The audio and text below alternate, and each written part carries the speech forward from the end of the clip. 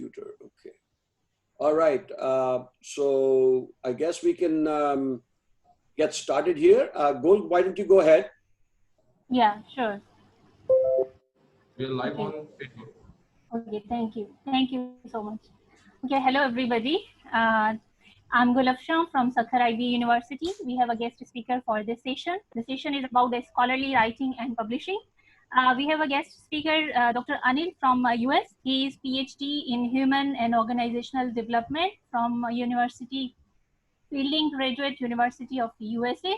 He has facilitated many in-depth workshops. And the most important and favorite part is that he is expert in phenomenology and grounded theory. So we are going to learn a lot from this session, I hope so. And this session is very interesting because this is about the scholarly writing and publishing. And most of the master research and PhD students and the professors like me are still struggling to search out the art of writing and publishing our research articles. So I hope we will have a good takeaway from this session from Dr. Anil. So thank you so much, Doctor. Over to you. Okay. Thank you so much. And thanks for the introduction, Dr. Gul, and welcome to our scholarly writing and publishing workshop. So we've had about 160 individuals that registered, mostly from India and Pakistan, followed by some other countries in Europe and Middle East. Of course, it is also being webcast live on the IBS Sakhar University website in Pakistan. So we are very grateful to Dr. Gul and her team for arranging this event so that a lot more people can take something from the event and begin to hone in their process of scholarly thinking and scholarly writing. I just wanted to give you some statistics based on the registrations that we received, and they're very interesting statistics to me. First of all, the composition of the registered individuals is 75% female to 25% male, okay, which is not surprising. A lot of people that are drawn to academia tend to be women.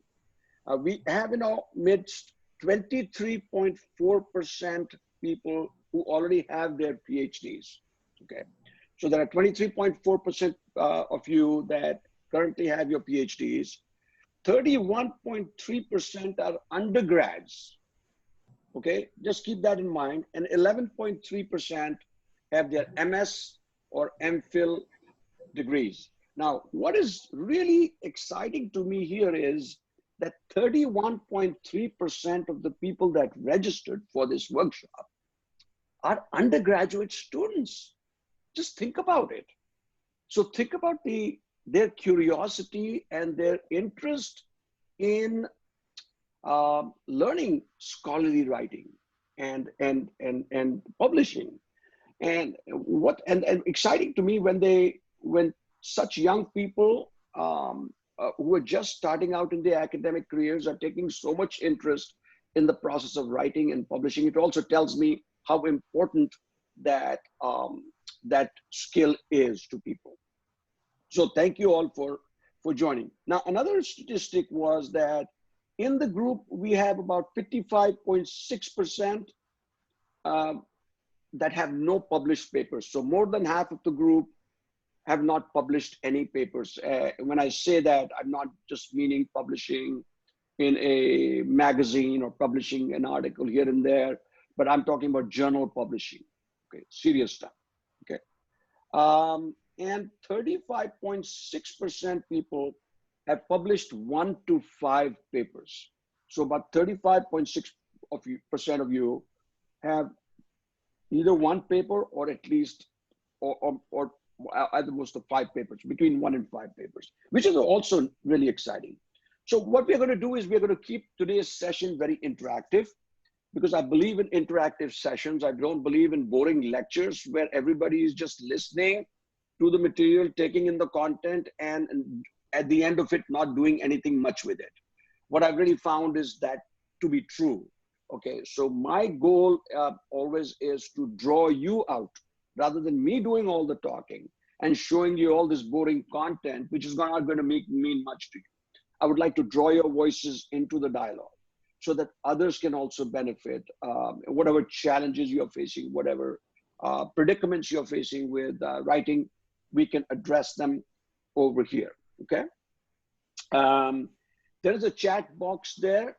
I'm sure all of you are familiar with it. Within that chat box, there is a icon, which is sort of like a raise hand icon. So when we open up this segment, any of the segments for Q&A, you can click on that raise hand icon and your hand will go up. So Gul is going to know, Gul, by the way, is our moderator, Dr. Gul Afshan. Gul is going to know that you want to say something. So she's going to coordinate and moderate that process. And she'll convey the question, and then I will try to field the question to the best of my ability. And those questions that cannot be answered during the session, we will definitely make it a point to follow up with the group after the session and provide you some of the answers to the best of our ability and knowledge. So that is as far as that. I talked about the raise hand icon. I did not assign any pre-conference readings, and that was done with a purpose. If I had given you a lot of readings and resources to look at, all you would be doing is getting into the theory of it, getting bogged down with the technicalities, but not getting any practice out of it. So I wanted, just in the interest of making it all interesting for everybody and also pragmatic and useful, I wanted to make sure that you all have a chance to interact with us. And I also, if you remember, that I'd asked a lot of you to submit your abstracts, and I'd given a very specific instruction that I wanted short abstracts. I didn't want anything long. I didn't want to see your entire papers. That was not the intent. I just wanted to see how you craft an abstract, okay? Because crafting an abstract is perhaps one of the most difficult things you will ever do when you're doing a research study. And that is where a lot of your rejections from journals come. You may have a wonderful piece of writing with all the data, all the statistics, but if you do not have mastery over building and crafting a well-written, cogent abstract, you're going to be in trouble. They will just reject you, or they will send for more iterations and things of that nature. So please remember, the abstracts are not supposed to be flowery and bombastic. I've seen some abstracts, they go into like 500 words. Do you really think anybody has the time to read 500 words? Your abstract should not be more than 200 to 250 words. And we'll cover that in more detail here. Academic authors, I was reading from there, but let me also finish here. Time permitting, we'll discuss at least 3 or 4 of the abstracts that I had sort of earmarked, selected from all the submissions that I received, which I felt were simply done, but they covered all the basics of writing a good abstract. So I will showcase them, and we will go over some of these abstracts if we have some time. Our learning and sharing, of course, won't stop with this conference. This is only the beginning. I am personally available to anyone that wants to seek my guidance in developing and honing your scholarly writing skills, in crafting articles and crafting abstracts, or otherwise get involved in your research process. So if you're doing a doctoral research and you're looking for guidance and coaching, I will be more than happy to work with you individually, and we can discuss that offline. So with that, let me get started, and I'm going to try to go back to the to my first slide. Of course, that was the master slide here. Let me go into this, and let's talk about, this is the stuff that really grips a lot of aspiring authors. The negative feelings that you attribute to the process of writing. And what are those negative feelings? Let's take a look at this slide. And I'd like to thank Springer International, the 2016. This is a book that's written by them, so I extracted that from there. This is not my image. The copyright is attributed to Springer. Okay, just so everybody knows.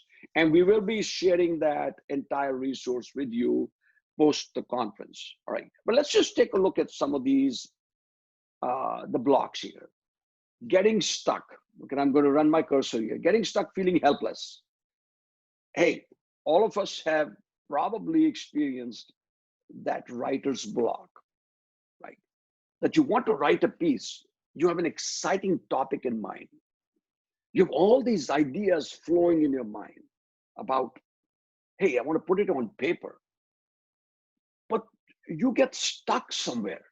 You are just not able to understand what it is that is holding you back. We refer to it as a writer's block, but I think there's much more going on there. So let's take a look at some of the other stuff.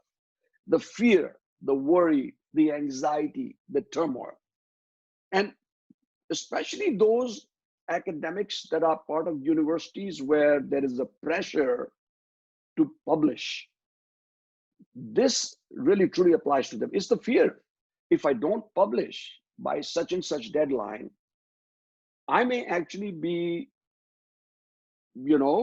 on probation. They might put me on probation until I get the paper done, and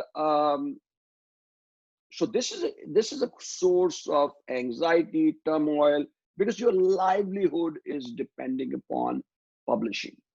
All right. Okay, so let's keep that in mind.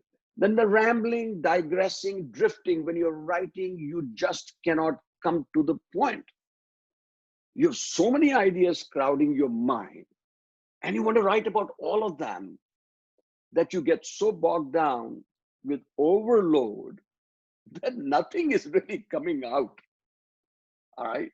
And you're wondering why you're not able to put it down on paper. All right. So the digressing, the rambling, the becoming too discursive, and not getting to the point is another roadblock that a lot of you are going to face. The feeling overwhelmed, swamped. So you have this feeling, oh my God, what have I gotten myself into? Now I have to sit down and write a 15-page article, or worse still, if you're doing your doctorate, you have to write a dissertation. All right. But before you even get to the dissertation stage, you have to write a proposal. And even before you get to the proposal stage, you have to write a concept note to your committee. What is it that is the topic of your research? How are you going to go about it? Just 3 or 4 pages. And so sometimes I've found that people are trying to put a concept note in 25, 30 pages as though they're writing a mini dissertation. Well, guess what? Nobody's going to look at it. Your skill as a scholar, your skill as a researcher is to understand the essence that sometimes less is more. So you have to have this scholarly skill of bringing together a lot of ideas in your head and be able to present them in a way that becomes cogent, in a way that becomes something that someone can look at and say, wow, this is a really well-written abstract, right? So this feeling of feeling overwhelmed, am I going to do the right thing? Is somebody going to look at it? So you're feeling all swamped. This confusion, disorientation, awkwardness.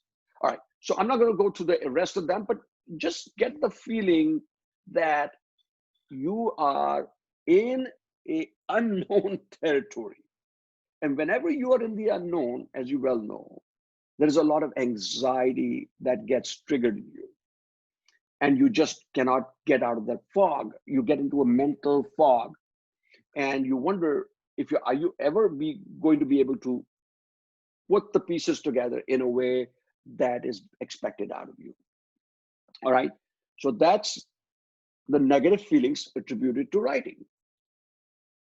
The writing process. Now, before I get into the writing process, I want to open this forum up for just a few minutes, and maybe I'll go back to the same slide.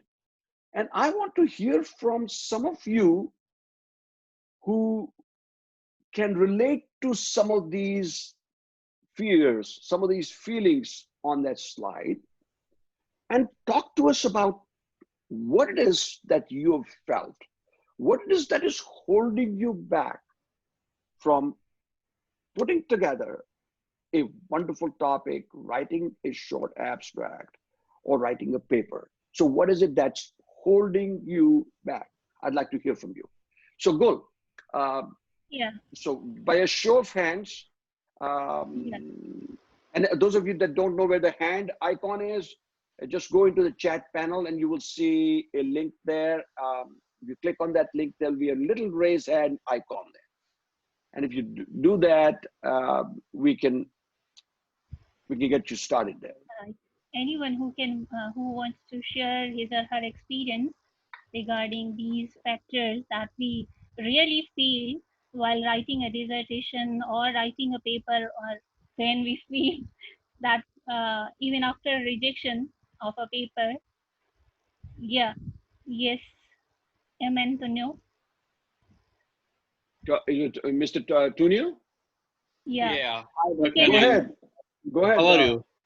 Pretty can good, pretty good. Yeah. Muhammad, Thank you so Muhammad much Tunio, for thank providing you. me opportunity to speak here. I want to share my latest experience. Okay. What I feel and what I experience that when we are writing or we are working on any draft, such as a conference paper, journal paper, or dissertation. Okay. While working upon that, we are emotionally attached to our work as well, and we expect a lot from that progress. And after submissions, we belong expectations that we will get good response, and we always because we cannot think negative for our contributions. And Yes. sometimes what happens that we get rejections or not good response from supervisor, and that affects negatively to our the going on work which we are doing already. Such as I am sharing your experience that last week I have received one acceptance of paper, and after that continuously I received three rejections. Oh boy.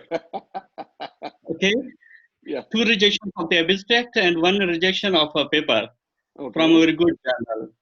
Okay. So, because I follow always top approach, I start a submission from top journals. Then I come to the average and below average, so that I can get understand the phenomena of journals and how they behave, how they treat the scholars and drafts, and what are the issues they are responding or addressing.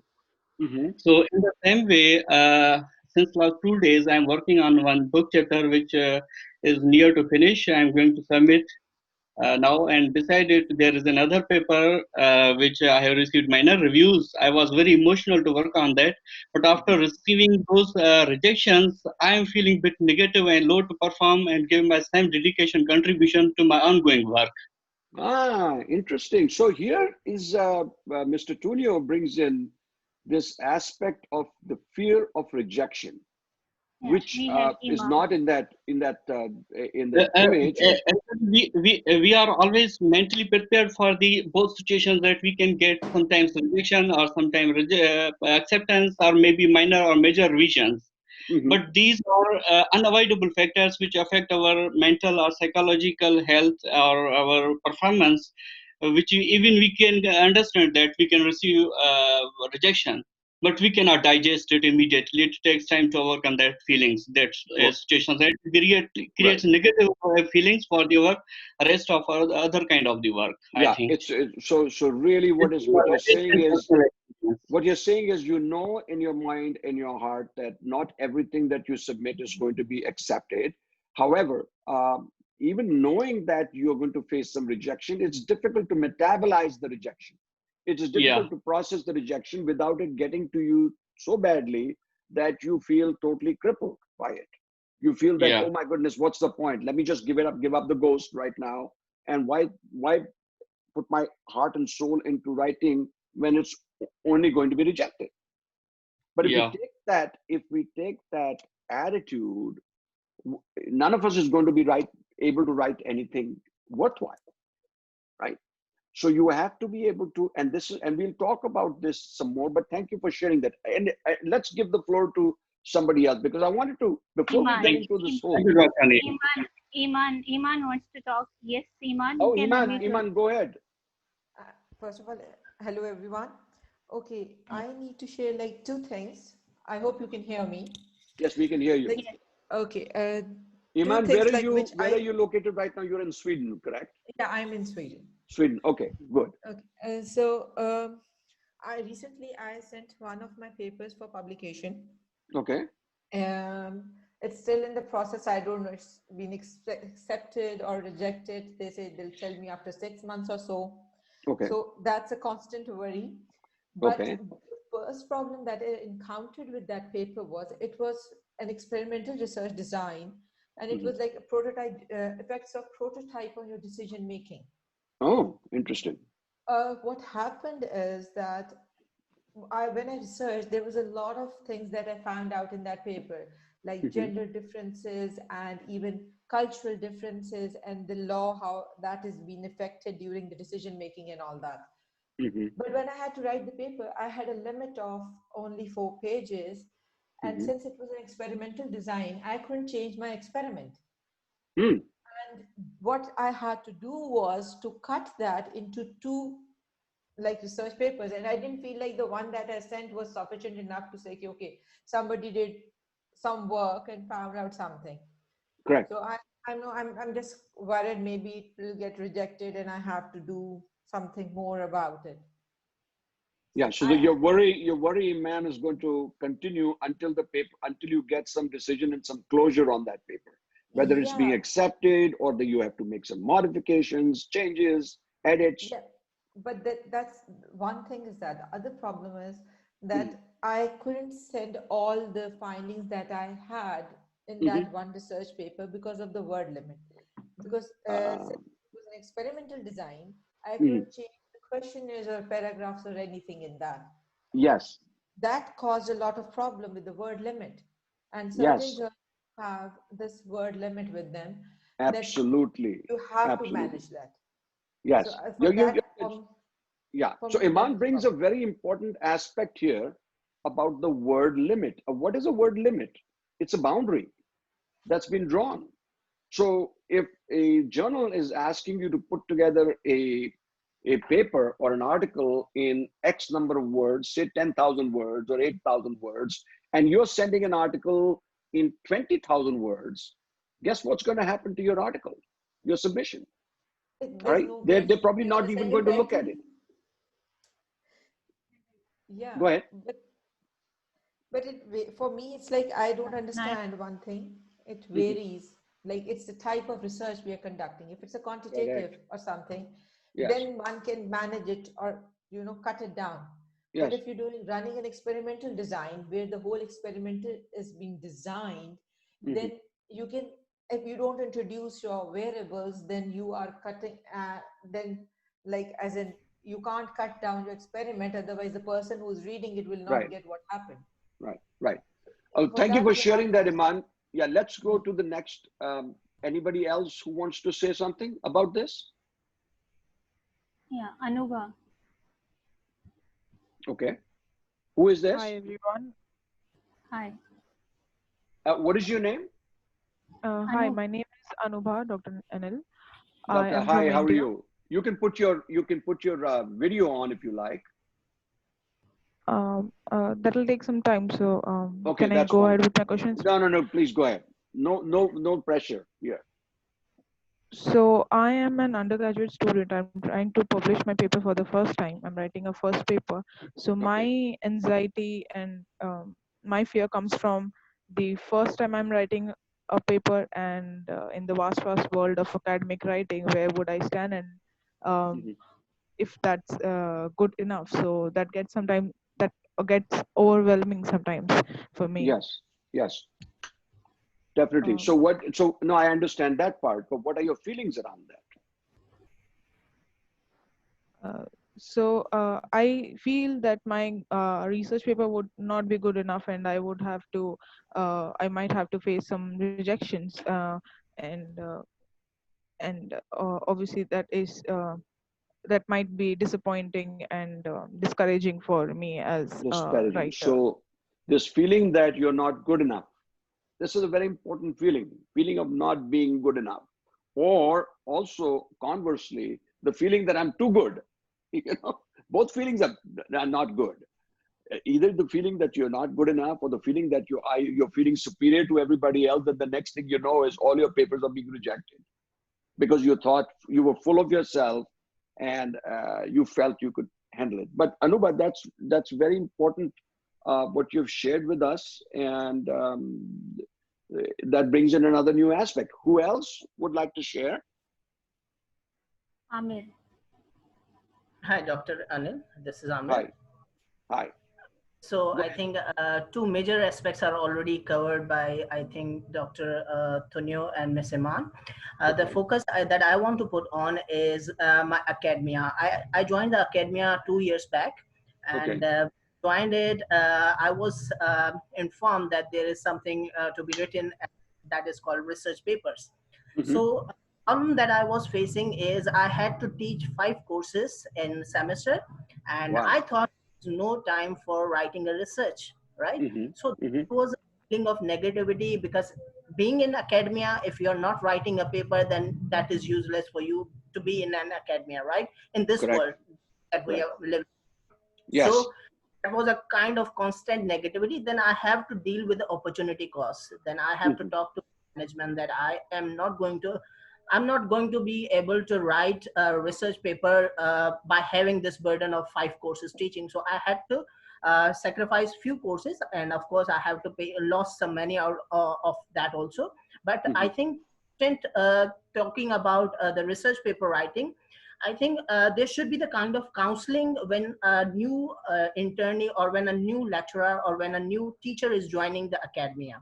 There should be the counseling of that person, because in the starting, the person is completely unknown about the research work or the kind of environment he should be given in the academia. So with the passage of time, I am very thankful to some of my research fellows who helped me to deal with that negativity, because I think that the disappointing thing that I faced was a lack of counseling for the newcomers who are joining the academia.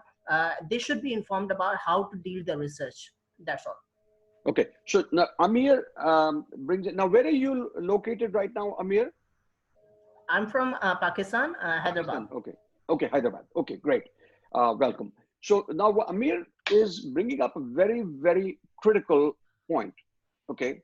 And that is that when you are thrust into academia, or I don't want to use the word thrust into academia. Hopefully you're going into academia voluntarily and not being pushed into academia. But let's say you are entering academia for the very first time. You're wet behind the ears. Just because you have your PhD, people should not assume that you are this amazing writer, this amazing scholar who knows everything, right?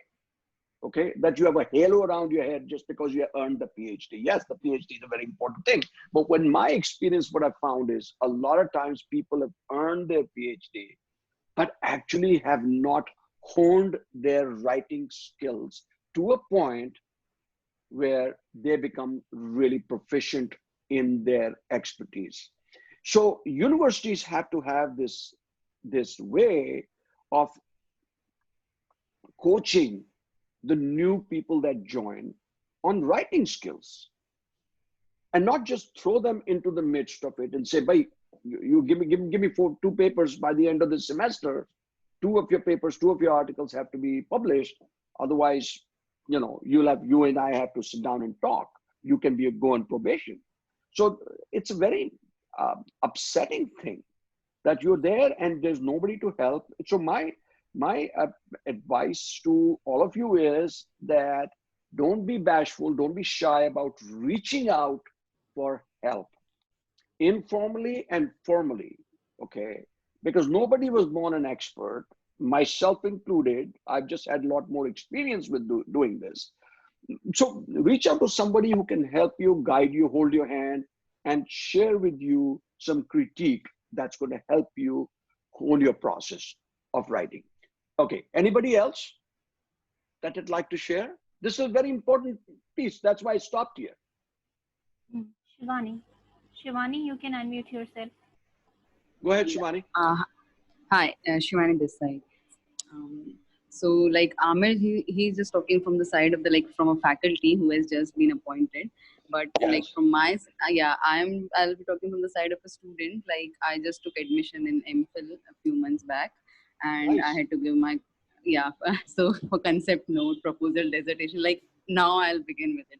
So we had meetings about the concept note, and at that time, I was quite confident, and we wrote all the students, we wrote a concept note and everything. But when we have to face a faculty of 15, 20 professors, they are sitting in front of you and they just cross question you continuously, and they are rejecting your ideas, they are sharing their ideas, then it kind of become overwhelming.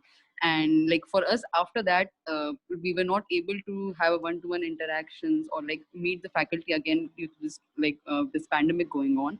And now we are supposed to write a proposal and maybe even begin with our first chapter. But the thing is the last meeting which didn't go so well, and it was so overwhelming, and it was so many ideas. And now when we are supposed to give it as something substantive and concrete and take a single direction, it's very difficult, which way to go, and too confused and overwhelmed about it, that what should I do right now. Yeah. So Shivani, where are you doing your MPhil? I JNU, Center for Political Studies. So you are in Delhi, right? Yeah, I'm in my hometown right now in Rajasthan, Jodhpur, but otherwise I was in Delhi. Okay. No, I was meaning that JNU is in Delhi, just for the others who don't know, who know. I mean, of course, in India, everybody would know, but maybe Pakistan, some people may not know that JNU is located in Delhi, Jawaharlal Nehru University.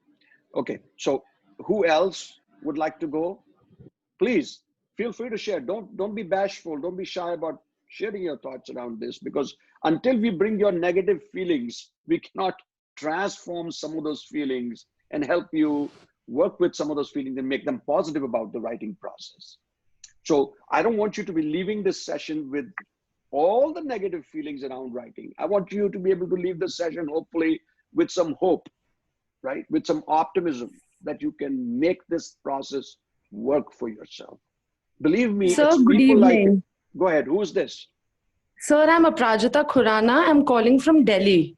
Okay, wonderful. What do you? Yes. Are you currently in a master's program or? No. I am an undergraduate student. I am currently pursuing. Yeah.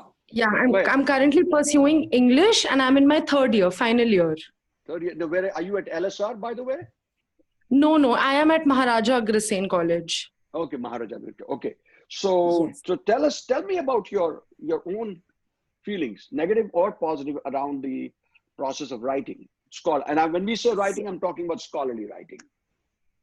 So I think my writing is quite above average. I would just say that. And I've seen my fellow students writing research papers, and I've never had that courage to do so. I don't know why, but I never took that step to write that own research paper. I've got a lot of opportunities that from my college itself, and it stated that the research paper will be published in the college journal. And but I still did not really wish to write because I don't know. Because were you afraid that it might be turned down? Were you afraid that people are not going to like your writing, or what was it? Yeah, I think it was this only, that I won't be able to write such huge writings, professional writings. Great. But you're a very courageous young lady, I have to say, Prajita, for an undergrad student in her third year to take a stab and to jump into this and share your thoughts. So thank you so much. Hats off to you. A lot of times people feel a little intimidated thinking that, oh, this forum is all about doctorates and everybody else. But believe me, we're all learning together. Okay. So thank you for sharing your thoughts. Who else would like to go? Thank you for this opportunity. Oh, thank you. Thank you. You're very welcome. Thank you. Hi, sir. I'm Kanika from Gurgaon. Gurgaon. Kanika, what is your last name? Because we have got 2 or 3 Kanikas here. Sir, I'm Kanika Gupta. Kanika Gupta. Okay. I'm a second-year student of economics at Lady Shriram College. Okay. In your bachelor's degree? Yes, sir. Undergraduate, right. Wonderful. So, sir, in the past few months, I did I did try to write a couple of research papers, but every time I started off with it, I was sort of stuck. I did not know how to move ahead, what all areas to cover, how to actually structure a research paper, and what all to include, what all not to include. So there are a lot of confusions which were, and there were a lot of questions which were unanswered. So every time I think of writing a research paper, I'm sort of stuck. I do not have a clear idea or a structure, how to go about the same. So that is where I'm always stuck, and I really wish to write a research paper, but I do not know how to go about it. So you see my cursor going on the very first block, getting stuck, feeling helpless?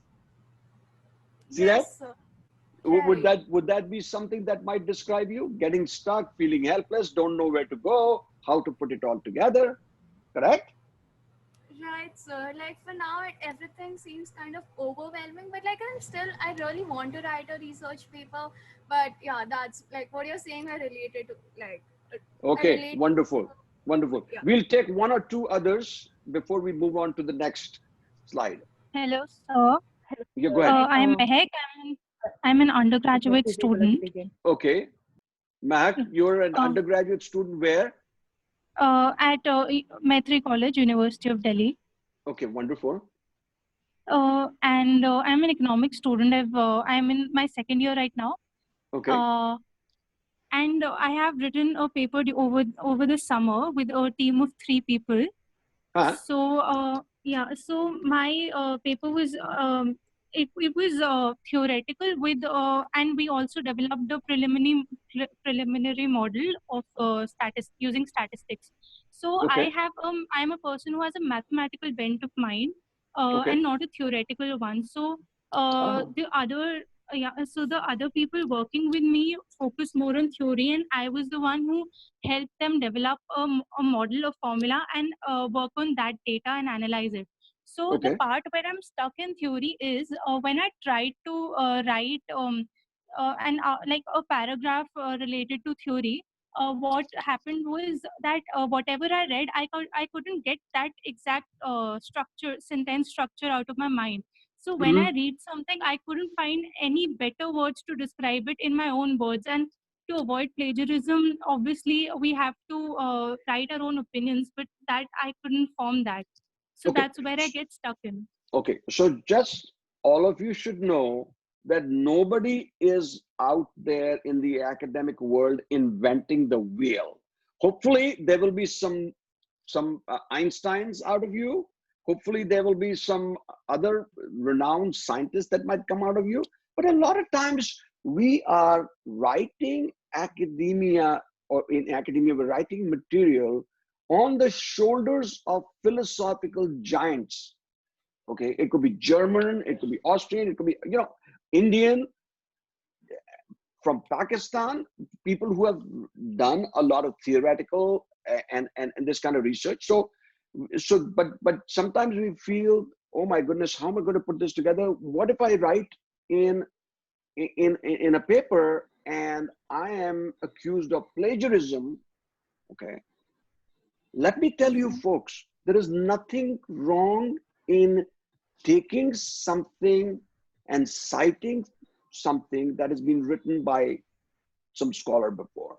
It's how you present it, how you cite them, whether you provide the reference there, how sometimes you may not use the exact words, but you may paraphrase.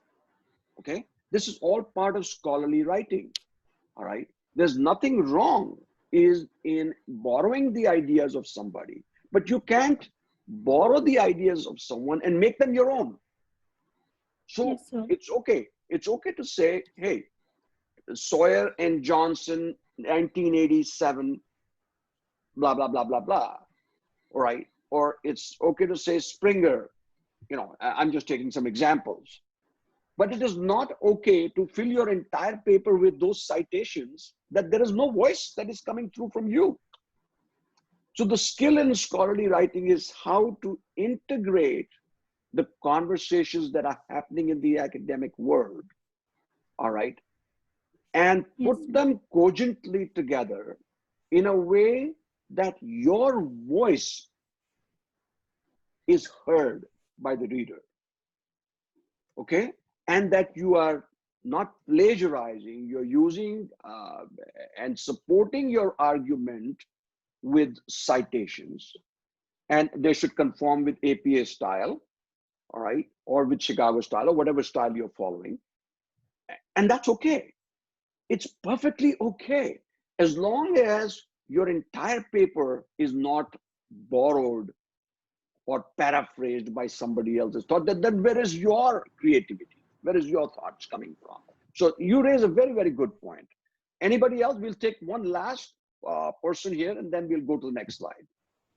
Hello, I'm a student of Lady Shri Ram College, final year political science. Who is this? So Ishan Kaur. Ishan, okay. Ishan Kaur. Okay. And you're an undergrad? Are you an undergrad student? Yes, sir. I'm an undergraduate student of political science. Okay. At Lady Shri Ram College again. Why? So actually, I wanted to know about how do you face blocks when you're writing a particular paper and you feel that the flow is not going correctly, or when you feel that this is a point where you're stuck and you do not know where else. And I mean, there is also the urge to paraphrase, as you correctly said, from other sources. So in such a scenario, how do you go about it and make sure that your paper is completely your own, in a sense that it is not influenced by the articles that you've written, but also at the same time maintains the flow that you're trying to go through? Very good, very good. So on that note, what I'm going to do is I'm going to go to the next slide. I'm sure you're waiting for this. So what is the writing process? Okay. Now, let me first at the outset share with everybody that there is no one size fits all. There is not one style of writing which is acceptable and that other styles are rejected. We all have our individual styles of writing. We all have our literary styles of writing. And we should. That's what brings the creativity into the writing process. If everybody wrote the same, we would all be clones, right? But nobody's looking for clones. So there is a common misconception here that we all have to learn.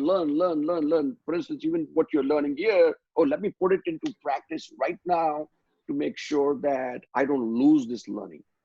Sometimes it is a process of unlearning. Let me run my cursor around that, unlearning. So the Donald Murray, 2001, and I've had the citation at the end of the workshop slides.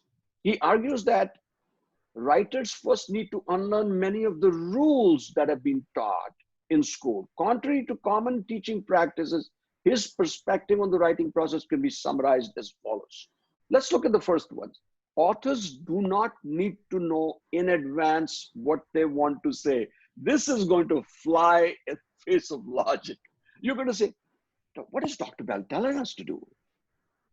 We all need to know what the heck we are going to say in this paper. How else are we going to write this paper? Well, he suggests that you do not always need to know everything there is to know in advance. And so you're not expected to know everything that you're going to be saying in that paper as you begin to write the paper. Rather than waiting to know everything there is to know and then starting the writing process, you should begin writing a way to discover what you have to say. Just please look at this first bullet point. Is very, very critical. You do not need to know in advance what you want to say.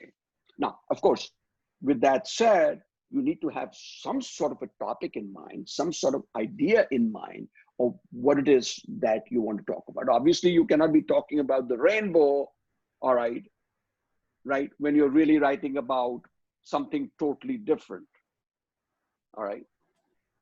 If it's related, like the sky, if you're talking about the sky, if you're talking about the seasons, if you're talking about aesthetic beauty, and then you're talking about the rainbow, yes, there is a correlation there.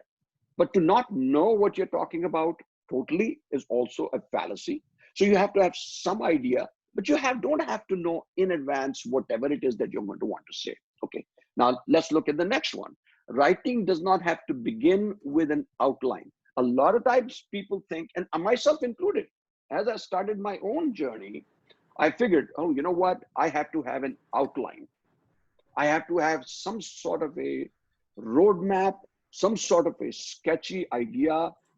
And this is where I'm going to be going. You know, here are the streets, here are the highways, here are the stop signs, etc., etc. You do not need to begin with a strict outline. Rather, a detailed outline can be produced from the work after it has been written well. Again, this is a contrarian idea, all right? And it flies in the face of logic again that, okay, wait, so you're not going to begin with an outline and you write the entire paper and then an outline is going to develop from that? How weird is that? Well, think about it. Just think about it, because what the author is trying to tell you to do is to not have preconceived notions about writing. You're going to have to dispel those notions around writing and to take the work as it comes, as it flows through you. Because sometimes you're so stuck in the preconceived notions of producing a structure, producing an outline, knowing in advance what you want to do, that you don't even get started. So let the flow come. Let it flow like a river flows out of you. Just let the ideas come to it. Don't start editing your work even before you've written it. Editing can come much later. Your ideas can come in a raw form. Now, third, correctness is unimportant in the first draft. Rather, focus on the content while drafting and address errors during the final edit. So don't write with the idea that each and every word, every sentence has to have the proper syntax, proper grammar, proper everything, proper structure. If you start doing that, you'll never get beyond 2 pages. Do the first draft as it flows through you. Even if it is a raw form, even if you look at it and think, oh my God, this is ugly stuff. This is never going to pass a journal test. Just write it and do the drafting and address errors during the final edit. Editing for spelling, grammar, and typos does not count as revision. A lot of times people think, you know, when you get this response back from a journal and they say you have to revise it, what they're saying is not revising for spelling, grammar, and typos only. Yes, that's part of it. But what they're asking you to do is to revise your thinking, revise your writing process in substantive ways. Unless they say, oh, you know, your article is accepted provisionally based on just make sure that the indentation is done properly, or, you know, check for grammar, check for this thing, or put the idea, make it a little bit shorter, more concise. You're not going to get that. Usually what you're going to get back is, you know, of course, if you're lucky, if you get that first part, but usually what you get back from journals is substantive revision. Rethink your ideas. They like your concept. They like your writing style. They like the topic that you're working on. But they are looking for you to rethink, reconceptualize, rewrite some of your own stuff that you've written out there. And this process gets you bogged down, thinking, oh, so if it's just spelling, grammar, and typos, boom, boom, boom, I get it all done in 15, 20 minutes, I'm done, and I send the paper out. No, That's not what it is. So the revision, don't think of revision as revising your spelling, grammar, and typos only. All right. Academic authors should not imitate the verbose, difficult to read writing they sometimes see in print. Now, I'm going to talk about this a bit because I see this as a big problem in academia. We think somehow that if we put out this flowery, bombastic language, right, that we are going to look really great to the journal. That they're going to accept it. They're going to say, oh my goodness, this is some writer. They're going to know, trust me, folks, they are going to know that you're picking this stuff out and you're crafting this to make it your own. It is not flowing from you. Originality, creativity, and prowess come from being yourself. Just be yourself. It doesn't matter if you're the most non-conventional person there is out there. Okay, so you might get rejected by one journal, but there may be another journal that's going to say, wow, this is really creative. We want to look at this person's writing a little bit more.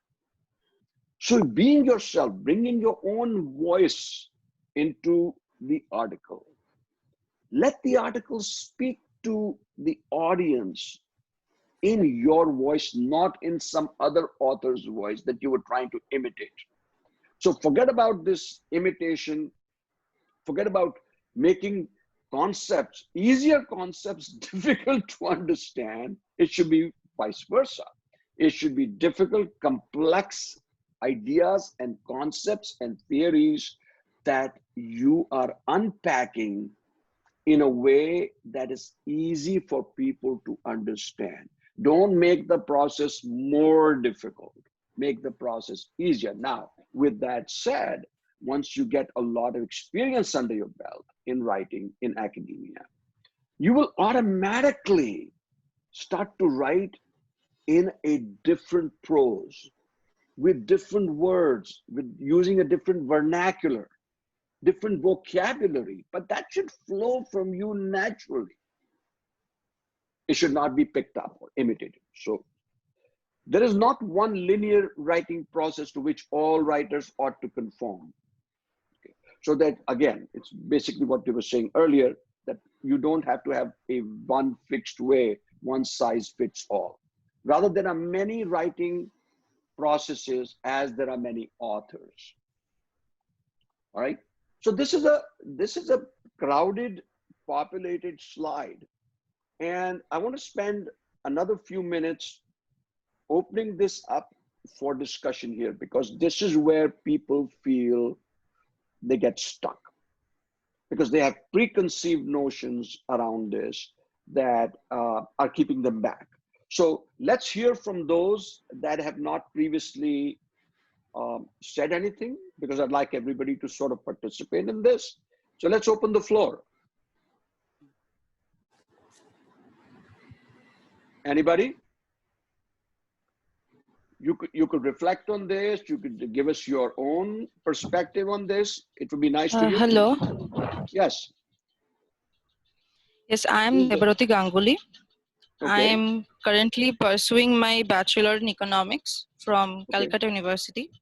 Wonderful. And I wrote a paper in this summer, and now it will be published also. It's accepted. Okay. I just wanted to share that while writing, I like from the first draft, I was very much kind of getting focused towards correcting my statements, and I was always feeling like I'm digressing from the thing I want to show through my paper. Like whether I am putting the correct theories, this type of confusions. So when you're saying correct theories, what do you mean by correct? Whether the language is correct, whether the grammar is correct, or whether the sentence that I have written, whether it is inclusive or whether it is Are you talking about like like able to grammar? Are you talking about grammar, syntax, construction of a sentence? What are you talking yes, about? yes. Okay, so thank you for sharing that. So here's another thing that I want everybody to understand. English is now the most widely recognized language in academia, regardless of the country that you live in. Just so you know, okay? English is the widely recognized language. Now, it does not mean that if you're in the US, where I am, that my English will be exactly similar to somebody who's writing in India or Pakistan or even in Britain, okay? Because the way you use words and the way you spell certain words is different. I'm not talking about those nuances. But what I'm talking about is a very important aspect here. Your grammar, your construction, your syntax have to be proper. One of the biggest reasons why even great content is rejected is because of poor English. So now don't let that get you intimidated. Now that doesn't mean that if you've never studied in an English medium school before that English is not going to be good. Yes, you may have some challenges, but most of us have studied English and some write better than others, all right? But just please know that your English has to be proper, and especially when I say proper, it has to be grammatically correct. It doesn't have to be bombastic. It doesn't have to be flowery English, but it has to be grammatically correct English. Your sentence construction has to be proper. Your ideas should flow properly. So again, I cannot emphasize more about the need for using some resource, whether it's formal or informal, as a writing coach who can help you, hold your hand, and guide you through the process, because otherwise you'll be banging your head on the wall. I became better, and I'm still learning. That's why I'm opening myself up to learning in these forums. I became better because I was critiqued. Pardon the expression, my first dissertation draft sucked. It was terrible. My chair told me, hey, this is not going to pass. You have to get yourself an editor. Not that I was writing incorrect English, but I was using words here and there, and I was not paying attention to where there should be a period, where should there be a semicolon, and where the commas have to be appear. And so it was a very daunting process. So please understand the importance of good English, all right? If you're going to have your articles accepted, make sure you do that. Anybody else would like to say? This is a very important slide. That's why I stopped here. I would like How to do share you go about I it? would. Who's this? Okay. It's Iman. Maybe somebody else was trying This to is speak. Ishan again. Actually, if Who's someone this? else also. I'm so sorry. So actually, with regard to your first statement that there is no one size fits all, there was this Yes. question that popped up in my head. Go My ahead. name is Ishan, by the way. I asked you the previous question. Okay, go ahead. So I just wanted to know whether when you're writing a paper, the Yes. process of literature review Yeah. takes on previously before you write the paper. But Correct. then should it also go on simultaneously? Should you let it influence the flow of your paper, or should Yeah. you then be not influenced by it and write in your own form, in your own Yes. words, as you said, originality?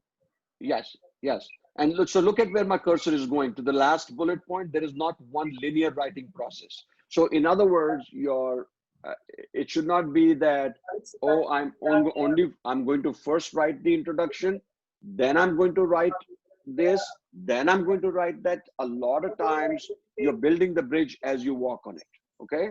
So it's an ongoing process. So you could be writing you could be reading up part of the literature review and doing part of the writing, and it's an ongoing process. Just please know that. All right. Awesome. Star 2 hash. Yes. So please, somebody has to unmute. You have to unmute yourself, folks, because we are getting some background noise. Please unmute yourself if you have an open mic, because we are recording this session. All right. So Ishan, does that sort of answer your question to go ahead with the process? Yes, sir. Yes, sir. Definitely. Thank you so much.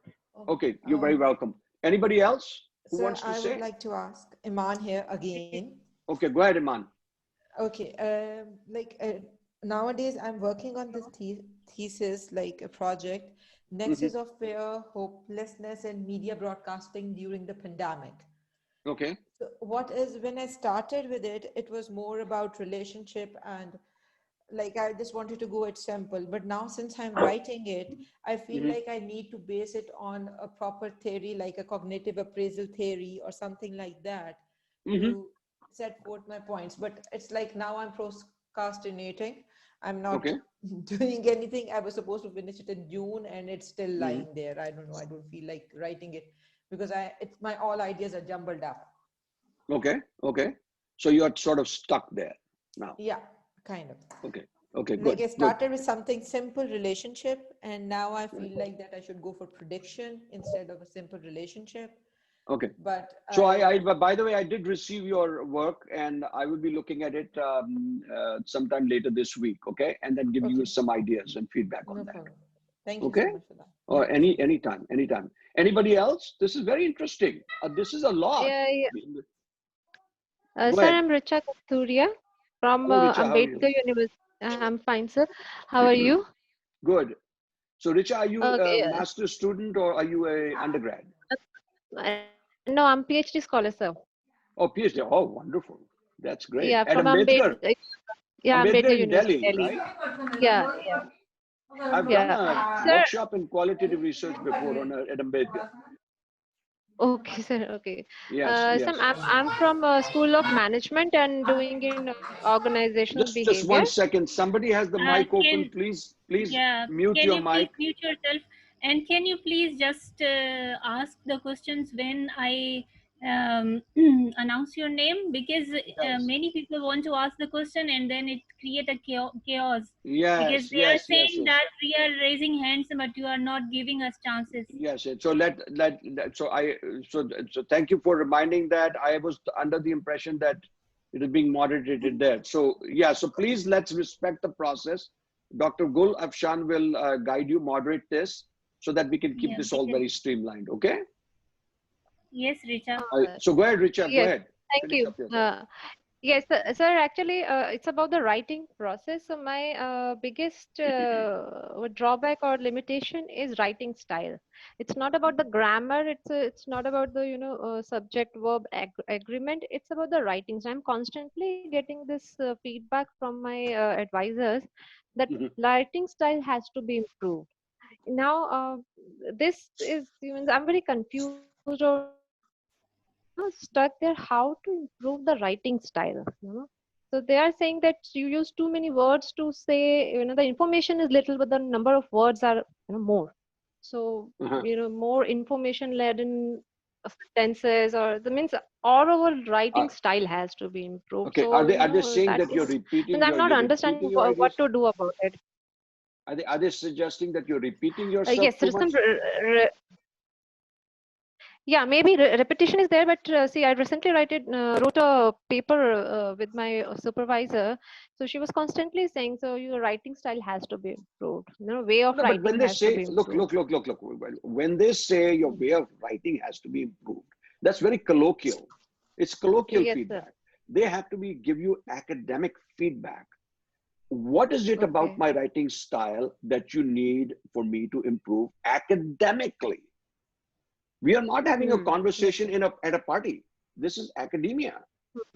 So when somebody tells you improve and they don't tell you anything more than that, you're in a total fog. How do I improve? Or what do you want me to do? So you be very specific, ask them for feedback. Please tell me what it is specifically in my writing style that needs to improve. Because until you get into the specifics of this, you're going to keep fumbling. Yes, sir. So that's a good one. Okay, go ahead. Gul, who's next? Yes. Thank you. Talat, you can ask the question now. Go ahead, Talat. Talat? Hello, sir. Assalamu alaikum. And hello, everyone. Hello. How are you? Yes, sir. Sir, I'm fine. Where sir, are you from, Talat? Where are you located? Yes, sir. I'm from Pakistan. Lahore. I have done my wonderful. MSc in General Studies. Yes, sir. Wonderful. I have done my, yes, sir. Thank you, sir. Thank you. I have done my MSc in General Studies from Punjab University. Okay. So I want to discuss that is very important for me and everyone, I think. Sir, my research paper was about the how media create cultural diversity among youth. So I have done it, but I think how can I attract the people or my another one to write to read this my proposal and my research paper. I think the writing how can I manage the writing and how to solid it. Sir, I have no idea how to attract the people for to read this one. Sir, my objective. Yes, sir. Yes, good. No, I was just saying that's a very interesting. Yeah.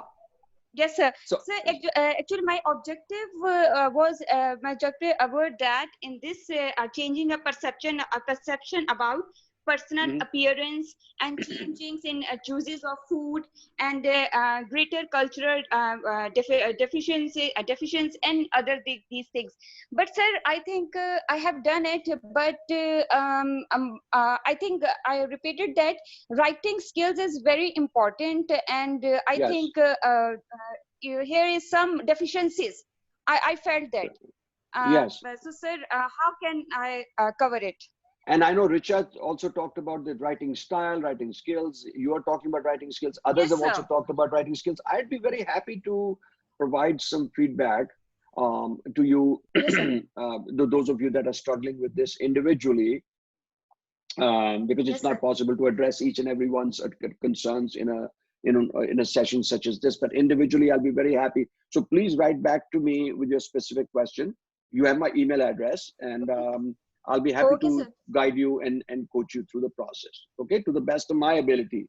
I don't have all the answers, but at least I'll give you some ideas on how to improve your style, okay? Because what they're looking for is the main concise. thing is that.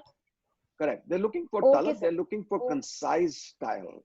So how can you, as a scholar, take all these mountains, this plethora of resources, and put them in a condensed version in 1 or 2 paragraphs, okay? Because the reader doesn't have all the time in the world. They don't have the entire life to go through your work. Okay, go ahead. Gul, who's next? Yeah, Sarabi Rathod. Okay, Surabhi. Okay, so okay, go ahead, Surabhi. Good evening, sir.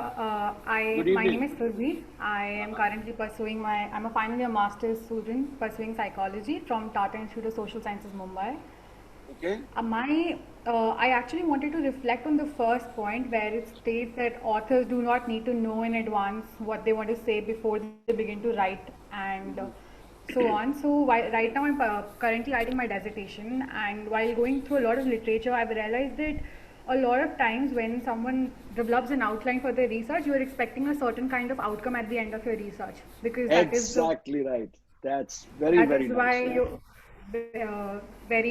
That's why you want to write that paper in order to make that correlation. But in the process of that, I've realized that in order to do that, sometimes we skew our data ourselves if it's not following into the specific categorization of our own selective understanding of that data. And I feel that that's not very moral, because whatever data you get, that needs to be interpreted in a way so that it's basically a finding. Even if you're not able to prove or uphold your hypotheses or whatever, it's quite immoral to do that. So I'm currently finding that it as a task, because due to the pandemic, data collection for my own thesis is at break at current, and I am unable to collect data for the same. Because it was a field research and now I need to do desk research. So the whole transition is a little difficult, but I have seen my peers doing data collection despite a lot of ethical issues. But I feel that skewing your data just to fit it in a certain outcome that you feel will be approved is not right. Right, right. And this reminds me, thank you so much for sharing that, Surabhi. This also reminds me of scholars, especially those that have to do a master's thesis or a PhD thesis, that they try to fit the cart before the horse. They will fall in love with the methodology so much that they are totally locked in. They put blinders on. They say, I'm only going to do phenomenology, or I'm only going to do case study analysis, or I'm only going to do discursive analysis, or narrative research, or ethnography, or ethnomethodology. Well, wait a second. Where is your research question? What is your research topic? Your research question is an important aspect of your research, because that from your research question flows your study design, flows the way you're going to collect data, how you're going to analyze data, and all of that good stuff. So first and foremost, if you don't know your research question, so when they say know in advance, if you want to know something in advance, you should know whether you're writing a journal article or writing a thesis, know in advance what is your research question. So if you know your research question, for instance, my research question in my doctoral studies was an aesthetic one. What is it like for leaders to be in a state of negative capability during periods of conflict in the workplace? It's just one simple sentence in which I had the concept of negative capability, my phenomenological phenomena. I was going to be introducing leaders, so I have a context there. I'm talking about in periods of conflict.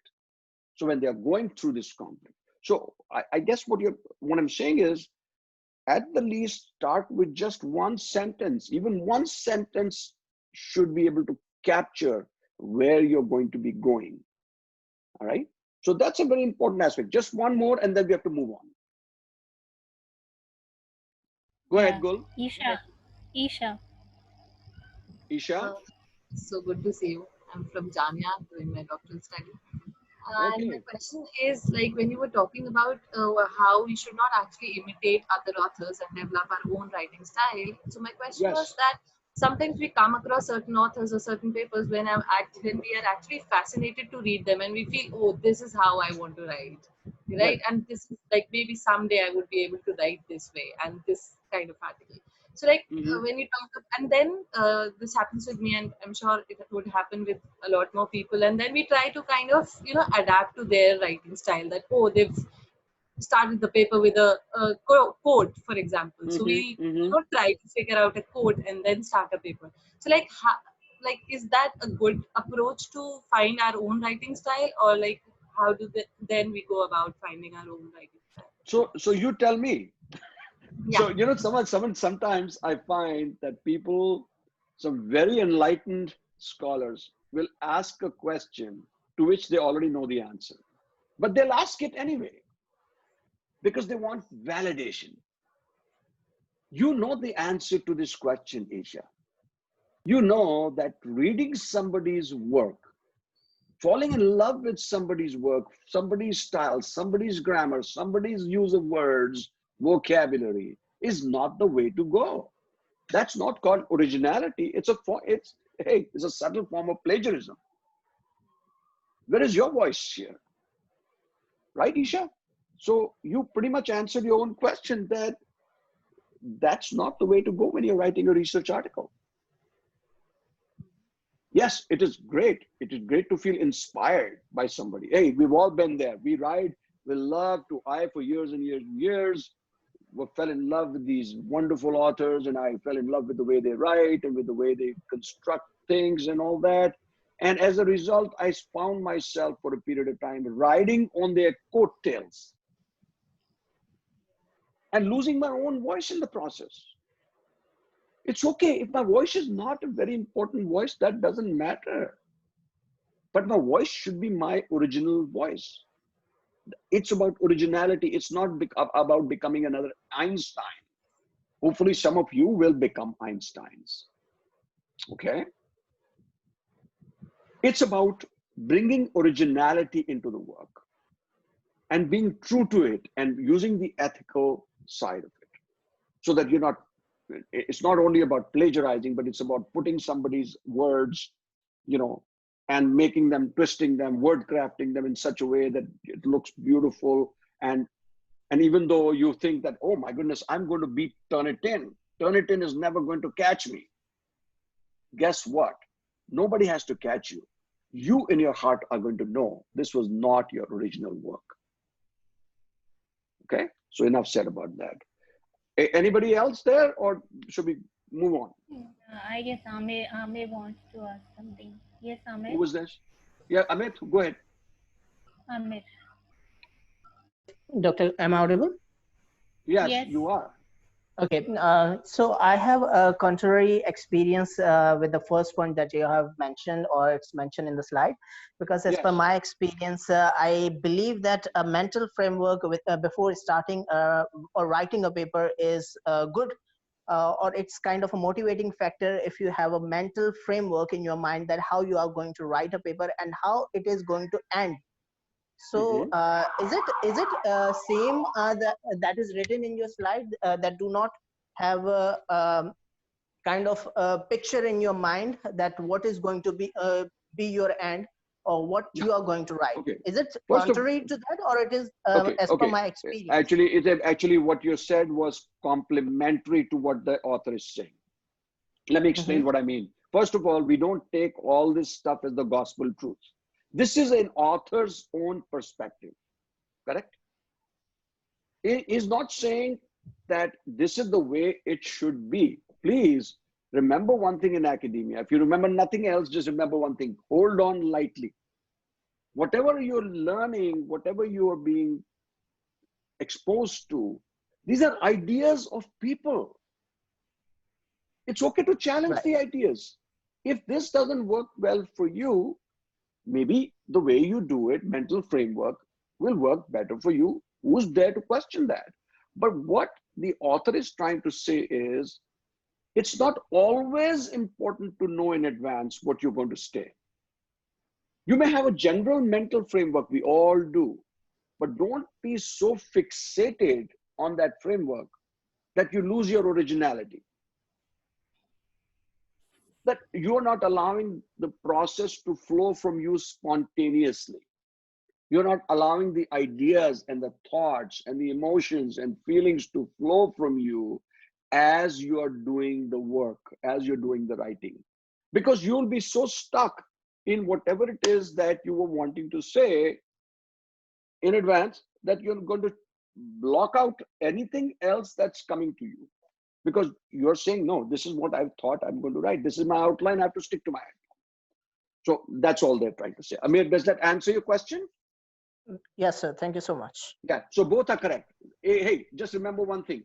It's both and. It's not either or in academia. Yeah. Yes. Yes. You have to be able to hold it paradoxically. Both sides can be correct. Okay. That's correct. Okay. So with that, Gul, can we move on then? We have one more Go ahead. person. Okay, go ahead.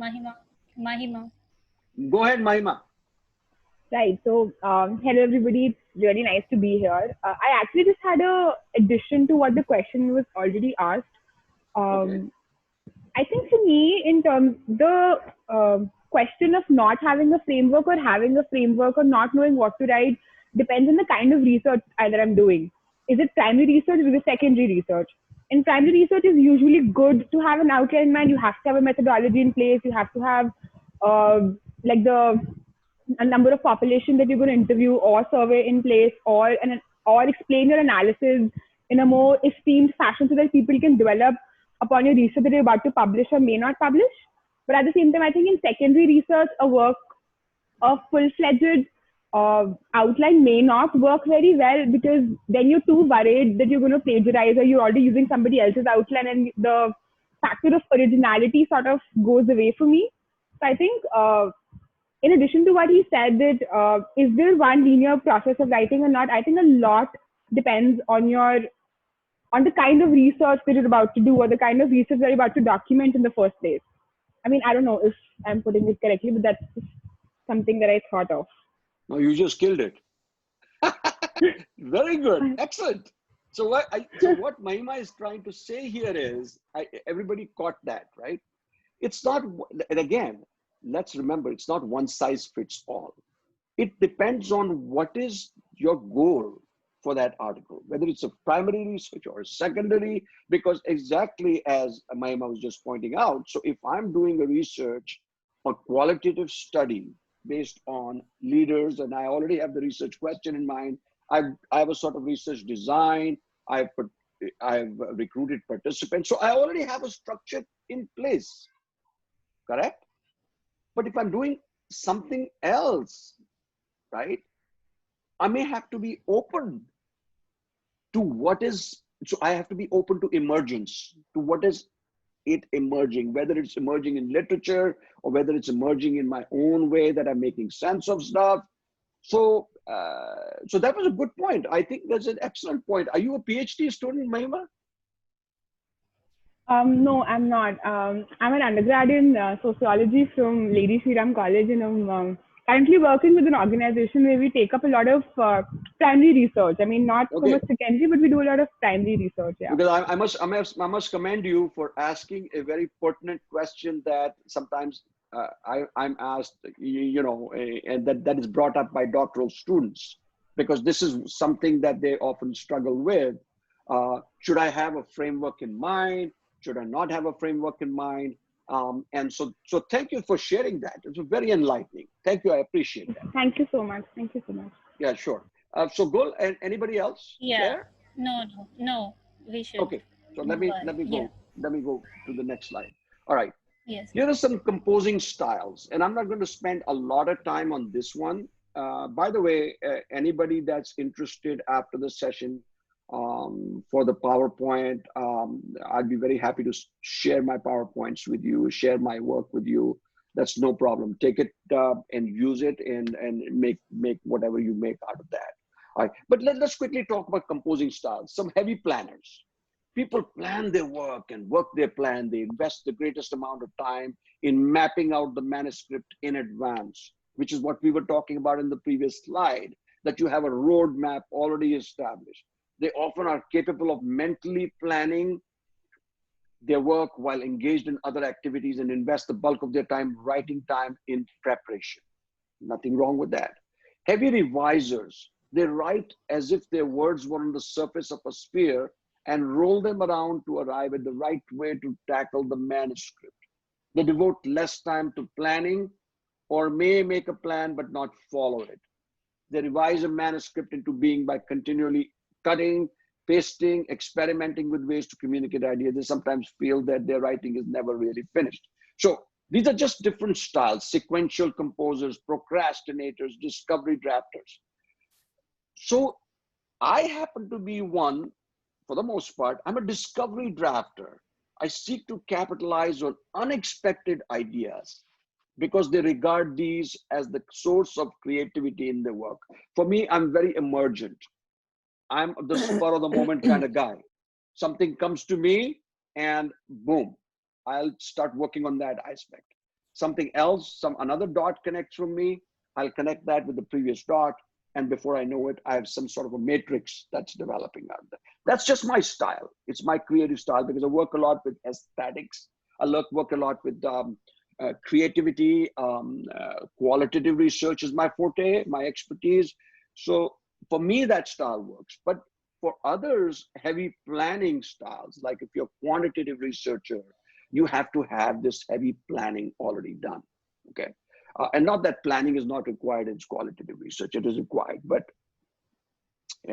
so this is just, the author is talking about, Richards and Miller, they're talking about composing styles. How do you compose your work, all right? So I don't want to spend more time on this style. Each one of you has an individual style that works for you.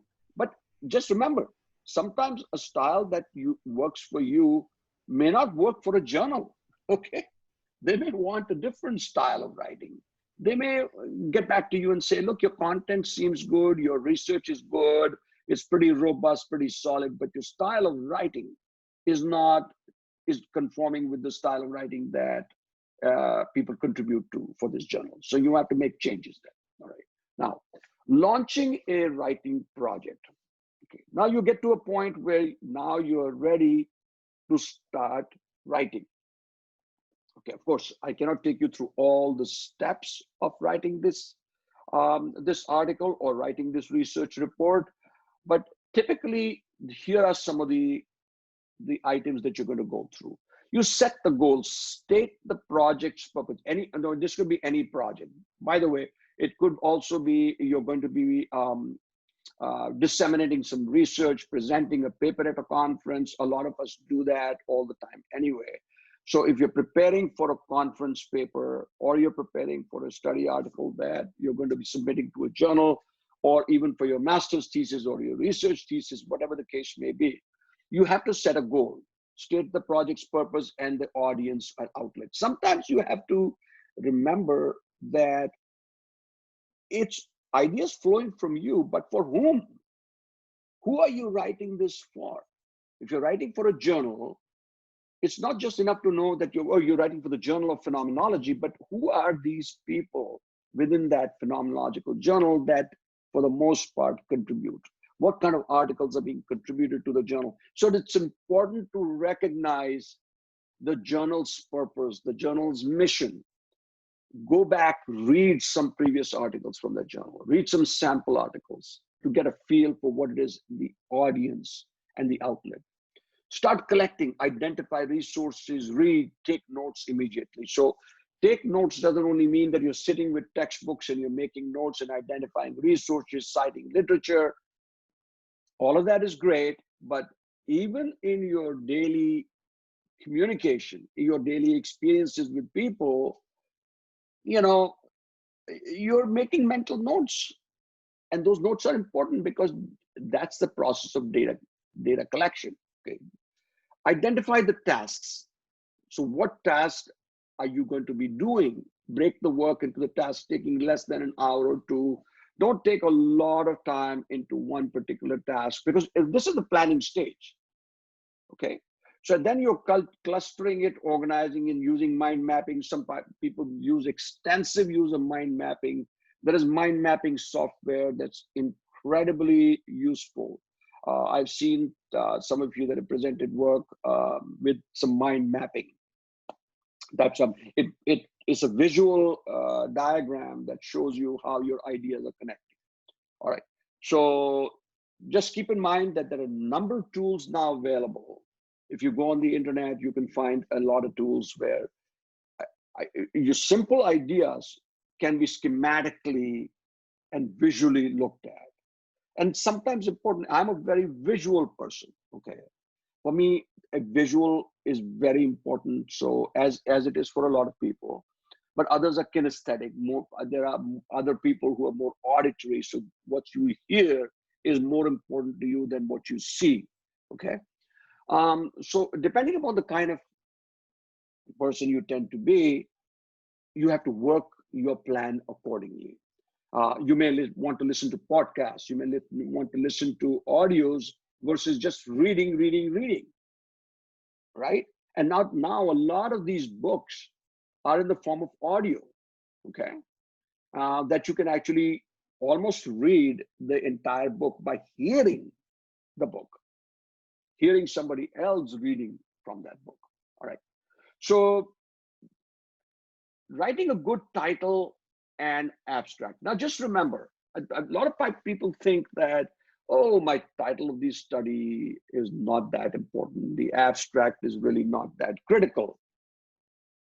I can just skim over that and just go into the content, go into the introduction piece, go into chapter 1, chapter 2, chapter 3.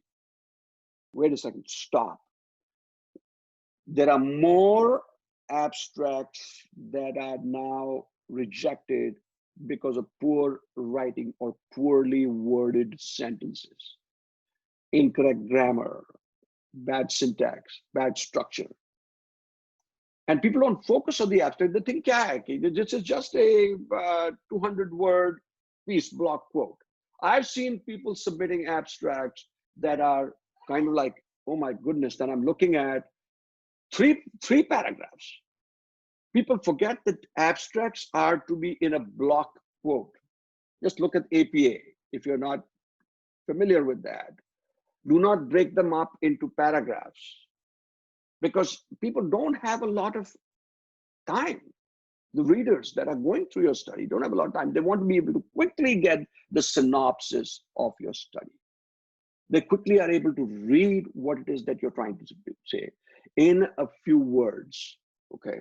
So the title is important, and that is important. No, just remember, your title and abstract, they're simply teasers and appetizers. They're not the main course. They're not the whole meal. Don't make it the whole meal, okay? Or don't minuscule them so much that there's hardly any skeleton there, and you're jumping right into the introduction. So the first piece that is always read by researchers and by scholars is your abstract. It has to be very crisp.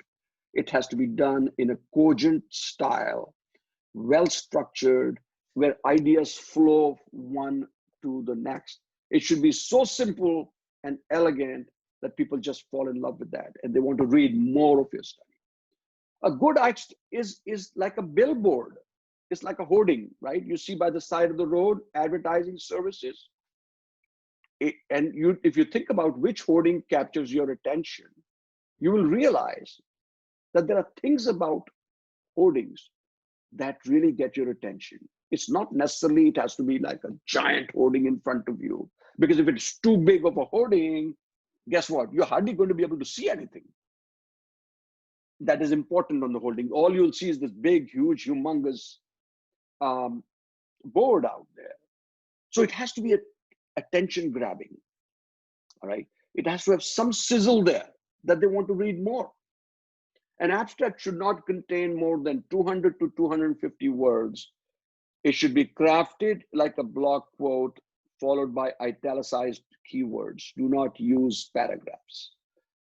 So please make sure that your abstracts don't run more than 200 to 250 words. This is not a hard and fast rule. It could be 200, it could be 225, 250.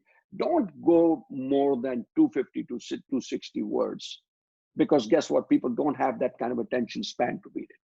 So keep them concise, keep them well crafted and neat. It should be crafted like a block quote. Don't write in paragraphs. Put them in a block quote. Like everybody understands academic writing is like a block quote. Okay, you're not supposed to put the quotes around an abstract, right? And one of the common mistakes that I see people make is that they provide citations and references in an abstract.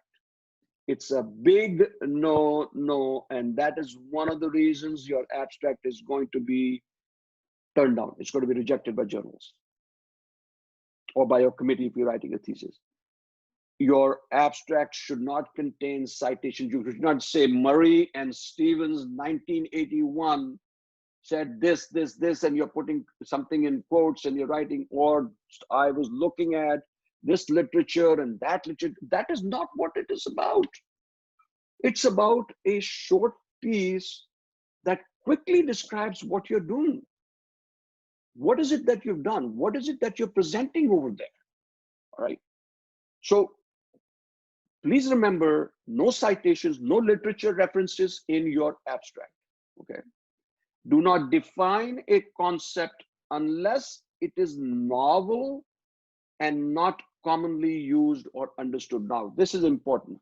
Sometimes people will spin into a whole definition about anger or about sexual abuse or about emotional distress, commonly used and commonly understood expressions. Is it important to describe anger? Is it important to define anger? Probably not. Everybody knows what anger is. But if you're talking about something very novel, like for instance, my research dissertation, doctoral work, was on an aesthetic concept called negative capability, which is the capacity to be in mysteries, doubts, and uncertainties without the irritable reaching up of factories. It was done by John Keats in 1817. John Keats, for those of you that are not familiar, was an English romantic poet who died at the age of 25 years old and wrote some of the finest poetry in that short span of time. So now that's a novel concept. So my concept my research phenomena was negative capability. So it was important for me to define negative capability, because it's a novel concept. If I just say negative capability, people are not familiar with what negative capability is. So you get the drift there. So it's important to define concepts only that are novel, not familiar, not run-of-the-mill, not mainstream ideas and concepts. They don't need a definition, okay? Abstracts, avoid the use of first person in abstracts. Okay, I often run into this situation where I see an abstract where this person is like, I did this, or we as researchers did this. No. Use the third person, okay? That's the commonly accepted convention in abstracts. Present complex ideas in simple, straightforward language. No bombastic words or pompous expressions. Don't assume that your readers know exactly what you studied. Arouse their genuine curiosity, not their disinterest. Sometimes in your writing, you're arousing their curiosity, but they get turned off. They are not interested genuinely in reading more. They get put off and they leave it aside. They go on to the next paper. And the abstract must contain, this is important, it's key, your opening statement. What is it that you tried to do, or what is it that you did in the study? Your approach and methodology. What approach did you follow, right? What methodology, right? The outcomes and findings, all right? What was your outcome? What were your findings? And future implications. These are typically what you summate in your abstract. Now, what Mahima was saying earlier, depending upon if your abstract is around a study that was a qualitative study where you interviewed certain people and you had a study design, then you would of course talk about that. But if you're doing some other form of research where you're just going into the literature and developing a meta theory, okay, or a meta theoretical framework, all right, you may have different ways. But for the most part, opening statement, approach, what is your approach? What is it that you're going to be, what it is that you researched, outcomes and findings, and future implications. Future implications are very important to write there, because when people are reading abstract, they want to see, is that all you did for yourself, or now is there something else that's going to be coming? Are you inviting other scholars to look at your work? Okay. Let's look at some abstracts. So let me get out of this, and we may not have time to go to each and every one of them, but I have certain abstracts that I wanted to pull out here. Let's take a look at the first one. Can everybody see this? Yes, we can see. Can you see this? Okay, good. Yes. So this is written by Mahima, and she's an undergrad. Oh yeah, she did her undergrad and from, I believe, LSR. And I thought that this was, for someone who has undergrad experience, was done fairly nicely, okay? She's talking about the ethnic minority, the Sikh community as an ethnic minority in Patna, Bihar, okay? And then what I found very nice about this was the capital of Bihar, Patna, is one of the holiest cities in Sikh history. So she is arousing some interest in the reader.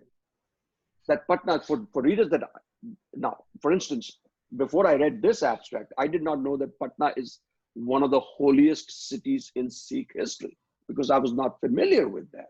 I would more often than not think of Sikh history as being embedded mostly in Amritsar, because of the Golden Temple is there, right? A lot of us think, so she's telling us Patna is one of the holiest cities, despite rich historical and religious significance. The population of Sikhs in Patna is this, and they've never claimed a minority status. Now, immediately upon reading this, my interest is stoked. They have never claimed a minority status. So my natural question would be, why have they never claimed a minority status, right? So I want to read more. Then she talks about how this paper aims to analyze the existence of social institutions that support the formation of the Sikh community as ethnicity in Patna, Bihar. It also touches briefly on the reasons behind the lack of agency and demand for greater minority. So here was a very well crafted, short piece, introduction, okay, to this. And then immediately she flows. I would have liked to see the next line as a continuation of this here after representation, but that's okay. It's not a biggie. It's not a make or break thing. But then she states that interviews were taken from 100 respondents in whatever date in the capital. That the date, by the way, in this was really not even that important. But I've not read her entire paper. She probably felt that the date January 2019 was a key date that was important to put out. Age was taken as a criteria for inclusion. The findings, here I want to concentrate on. The findings of the study show that minority behavior is not the same everywhere. Folks, one of the biggest mistakes, and that's why I sort of not rejected, but I sort of put aside some of the abstracts that you sent me, was because while you're saying this study was conducted, it's a past tense. When you're talking about findings, you are saying what was found was. Findings are, folks, always stated in the present tense. Just remember that. The study found, the findings are such and such, because you have created a new body.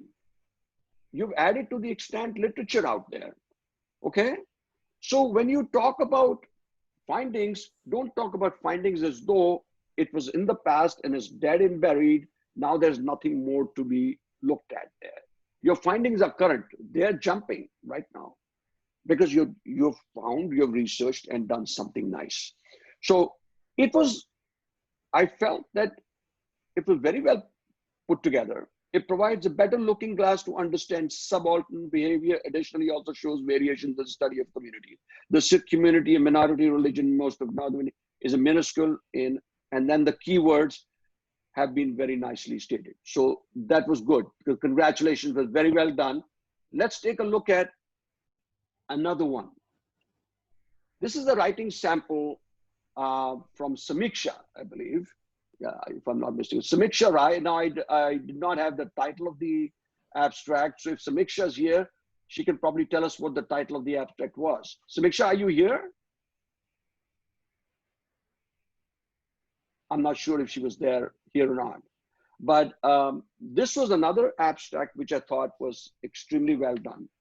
She's writing about remunerative domestic work.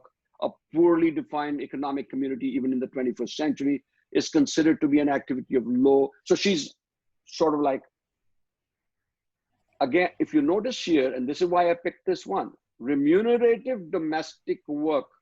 Now, sir, sorry to cut you, but can you do it to full screen? I'm unable to see it properly. Oh, full screen? Yes. The fonts are very small. Yeah. Huh? The fonts are very small, that's why they cannot see it. Is it better now? No, sir. But this is, I on my screen, it is enlarged. It is totally enlarged in my screen. Yes, sir. Now it's a little better. Thank you, sir. Okay, let me make it more wider now. Is that better? Yes, sir. Okay, can everybody see this now? Okay, so while remunerative domestic, you can just rotate the screen. What?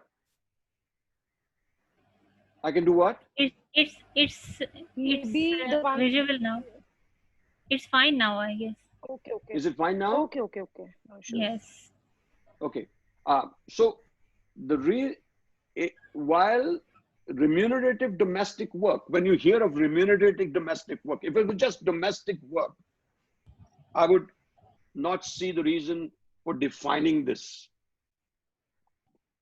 But when it is remunerative domestic work, it is not something that we think of in everyday parlance. So Samiksha has actually defined that remunerative domestic work, purely defined economic activity in the 21st century, is considered to be an activity of low social and economic value by society at large. So I thought this was very nicely put there. Okay, even though it was mainstream expression, but when you say to somebody remunerative domestic work, it doesn't really jump out at them and say, oh, I know what remunerative. I didn't know what remunerative. But when I look at it carefully, remunerative domestic work that is for a remuneration, right? So she defines that the domestic sector work is increasingly dominated by migrant workers. So she's putting a context there whose intersectional disadvantages make them especially vulnerable to asymmetric power relations in the nature of employment. Though not much gender disaggregated data pertaining to the sector is available, independent researchers by renowned institutions have made the engendering of this paper possible. The paper attempts, very nicely done, to navigate through particularities and the challenges faced by migrant domestic workers in the United Kingdom. So she's saying where this was done, right? In UK, domestic workers are not entitled to some key rights. Now there she's bringing in what the predicament was. What is the research around, right? So because they are not enjoying key rights, this becomes a research topic. A specific visa regime for workers in this sector increases their vulnerability to exploitation and abuse. The entry conditions, all that is all good and nice stuff. But I thought this was captured. Now it's a very different form of study. It's a different paper where we're not using interviews, we're not using a study design, we're not using some sort of a methodology, but she has done that in a different way, and I felt that that was a very interesting way to do it. So let's look at one other one, and let me see, let me just go down to here, and then we will see. Okay, let's look at this one. Global production of a feminine. I thought this was, can anybody see it, or is it too small? Yeah, it is a small. Is it very small? I'm wondering why. Okay, you know, because these are apps, these are documents that I'm sharing.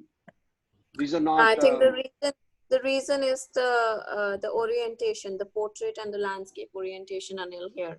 I am watching it on my iPad and it's like the landscape view, so it's perfect for me.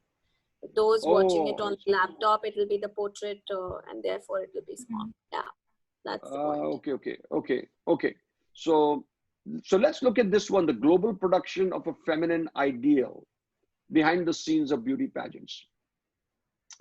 It's a very, very crisp abstract that was done. I was very, very impressed by it. The paper explores the various ideals of beauty which globalization has created for women at the international, national, and local level. It also highlights the various facets of beauty pageants which feed into these ideal types and notions. Furthermore, the paper looks at the claim that beauty pageants make of being inclusive of diversity. So while they're saying that the beauty pageants are making this claim of diversity, what is really happening under the surface, beneath the table, is different. Miss World pageant, there are still a lot of categories which have been left out, and the pageants are not completely inclusive. We have never seen a fat Miss World or short Miss World, right? It should be world, not word. These aesthetics are very usual, but they have been completely excluded from their wider scope of the contest. Hence, this paper calls attention to the universalized standard of beauty and highlights how the global image of thin, tall, and fair is idealized. Beautifully done work on such a timely topic when there is so much going on around gender and equality and the Me Now or Me Too movement and all of the stuff that's going on about feminism around the world. So I think that this is a very important and significant topic for discussion.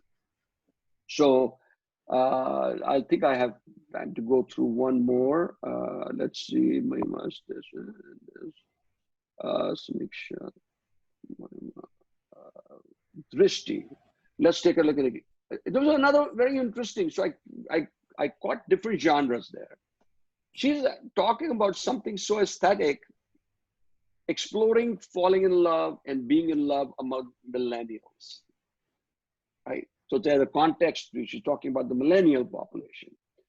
The qualitative study explores the millennial generation's experience of understanding and falling in love. Love has been an eternally elusive subject, and it has intrigued cultures throughout history. Nicely done, opening.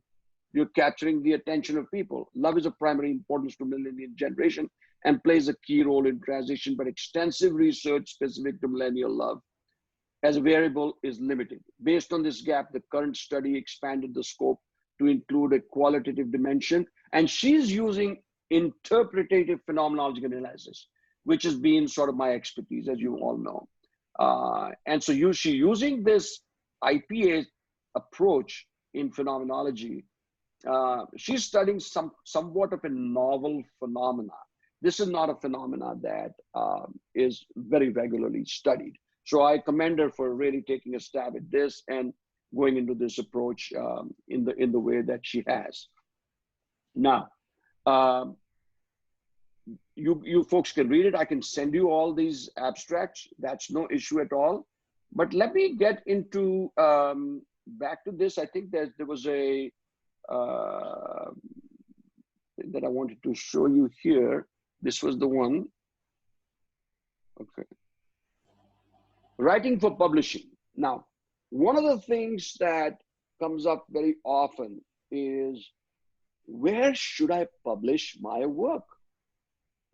So I'm submitting, now I've done my research, I've done my study, my doctoral study or my master's thesis, and they're telling me, my school, they meaning the university, is telling me, hey, take some articles out there and publish your articles in certain journals. That's all great, good stuff.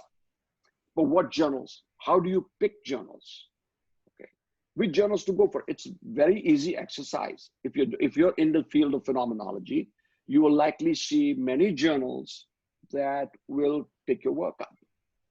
And you know, the tendency seems to be, and this is what is troubling in my mind, everybody's tendency seems to be that I should get published in an A-B journal right away. Guys, it's a hard climb, okay? So if you have a choice between publishing in an A or B journal or publishing your work out there and inviting peers to review your work, what would you rather do? Of course, you would like to do both. But a lot of times when people are educators working at universities, they're under pressure to publish in A-B journals. So you're going for that route. But I have seen some people getting so burnt out trying to have their articles published. And sometimes and more, I think universities are requiring that you have your at least one, maybe two articles published before they will award you the PhD or the master's degree. I think it's not so much for the master's students, it's probably more for the PhD students. They have to get an article published in an A or B journal before they can be awarded the PhD degree. So they are constantly going for that. I'm not talking about that group. I understand their concerns, I understand their limitations, they want to get it done. But I'm talking about all the other plethora of research that's sitting out there that people do nothing about. They're constantly worried about, oh, so if I can't publish it's either or. If I cannot publish in a journal, then my work is just going to sit there. Well, guess what? If you have not already part of academic portals such as ResearchGate, academia.edu, and journals such as Sage Advanced Reprints, Springer Briefs, etc., they routinely publish original, robust research work after it is put through an internal review process. Now, there is a difference between peer-reviewed publishing and internal review publishing. Peer-reviewed publishing means that journals will accept your article based on it going through a peer review. And if you satisfy the requirements of the peers who are sending you feedback, then the article can get accepted by the journal, or it is outright rejected. So that is peer reviewed. But also remember, and a lot of times people are not even aware of this, that journals such as Sage Advanced, Sage is a very respected international global journal. Sage has advanced reprints. So I'm talking about some of the more novice researchers here who have done their undergrads and want to get their articles seen, right, by peers. Sage advanced preprints routinely accepts original articles that are well written, robust, and they will be put through an internal review process. They'll check for plagiarism, they will check for other stuff, but it's an easier, more rapid process to getting published. You will be in their journals. It'll have and you will have the authorities already set up, whether you want commercial copyright or you want some other form of copyright. You can set those parameters up there and your articles will be shared on that, and you can invite people to review those articles. People can read, review, and also download your articles. So I had shared earlier in the last conference, I shared 2 of my articles that appeared in Sage Advanced Preprints Journal of Social Science Research. You may take a look at them. I've shared them with some of you also individually. Great way to get started. Hey, learn to walk before you learn to crawl before you're going to start walking and running. That gives you a lot of practice.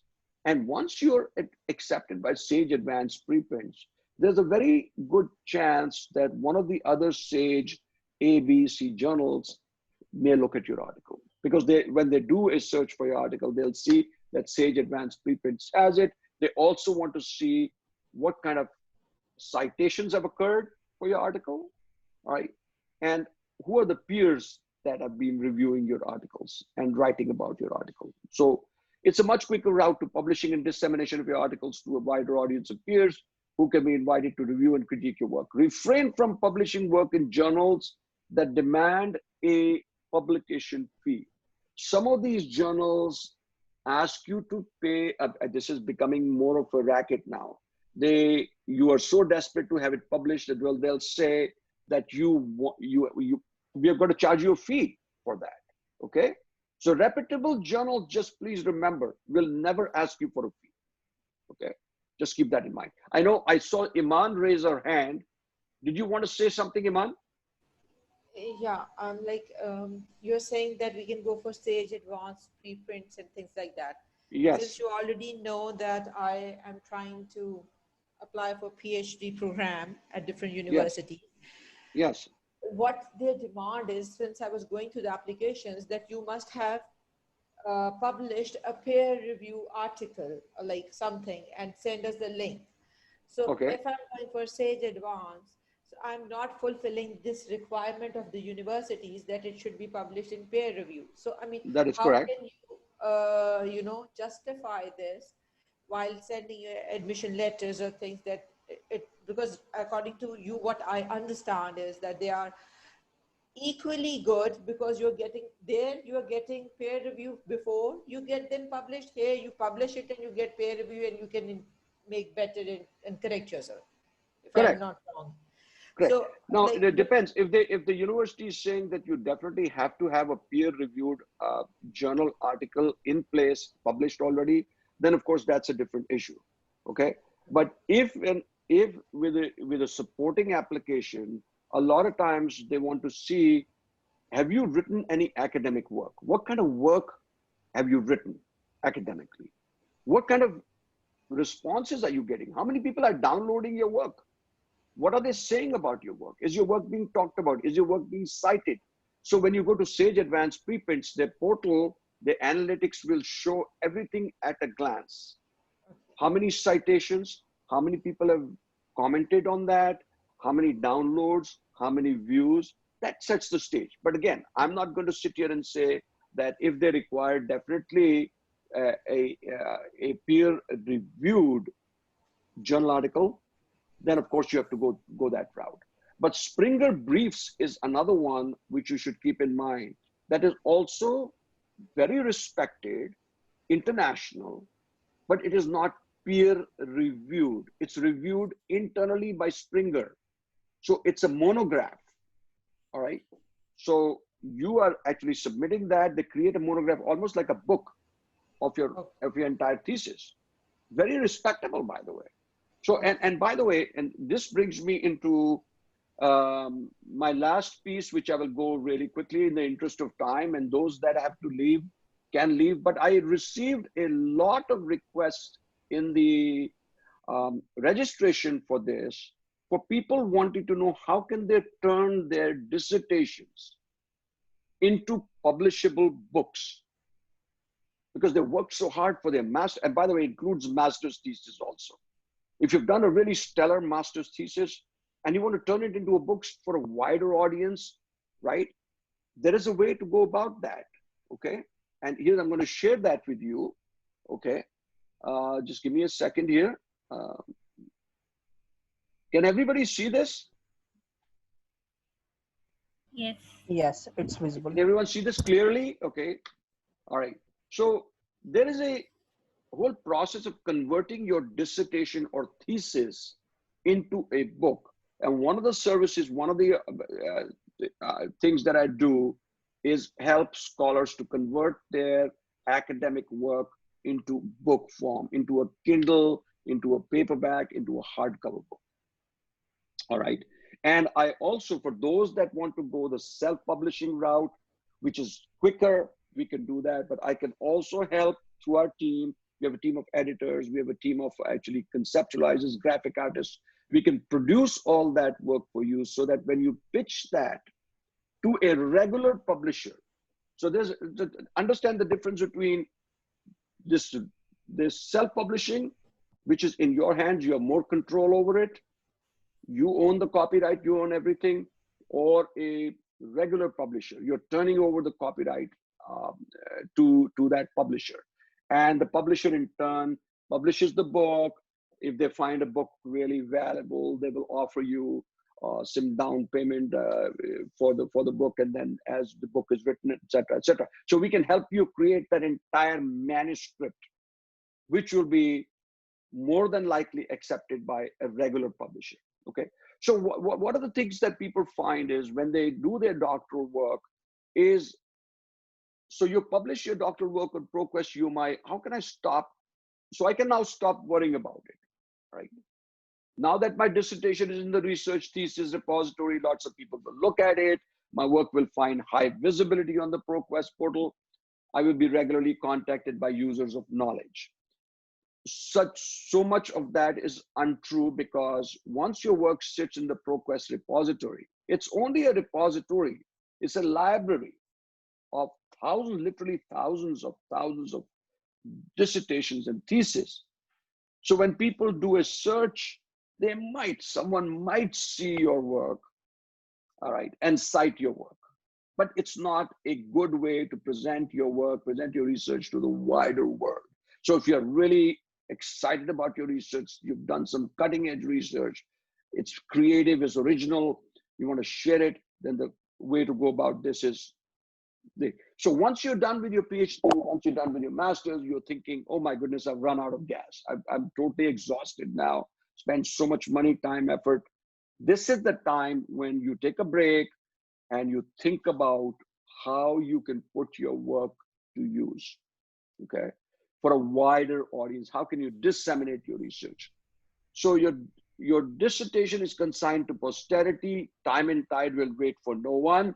Before you realize it, your dissertation will be lost in literally hundreds and thousands, if not millions.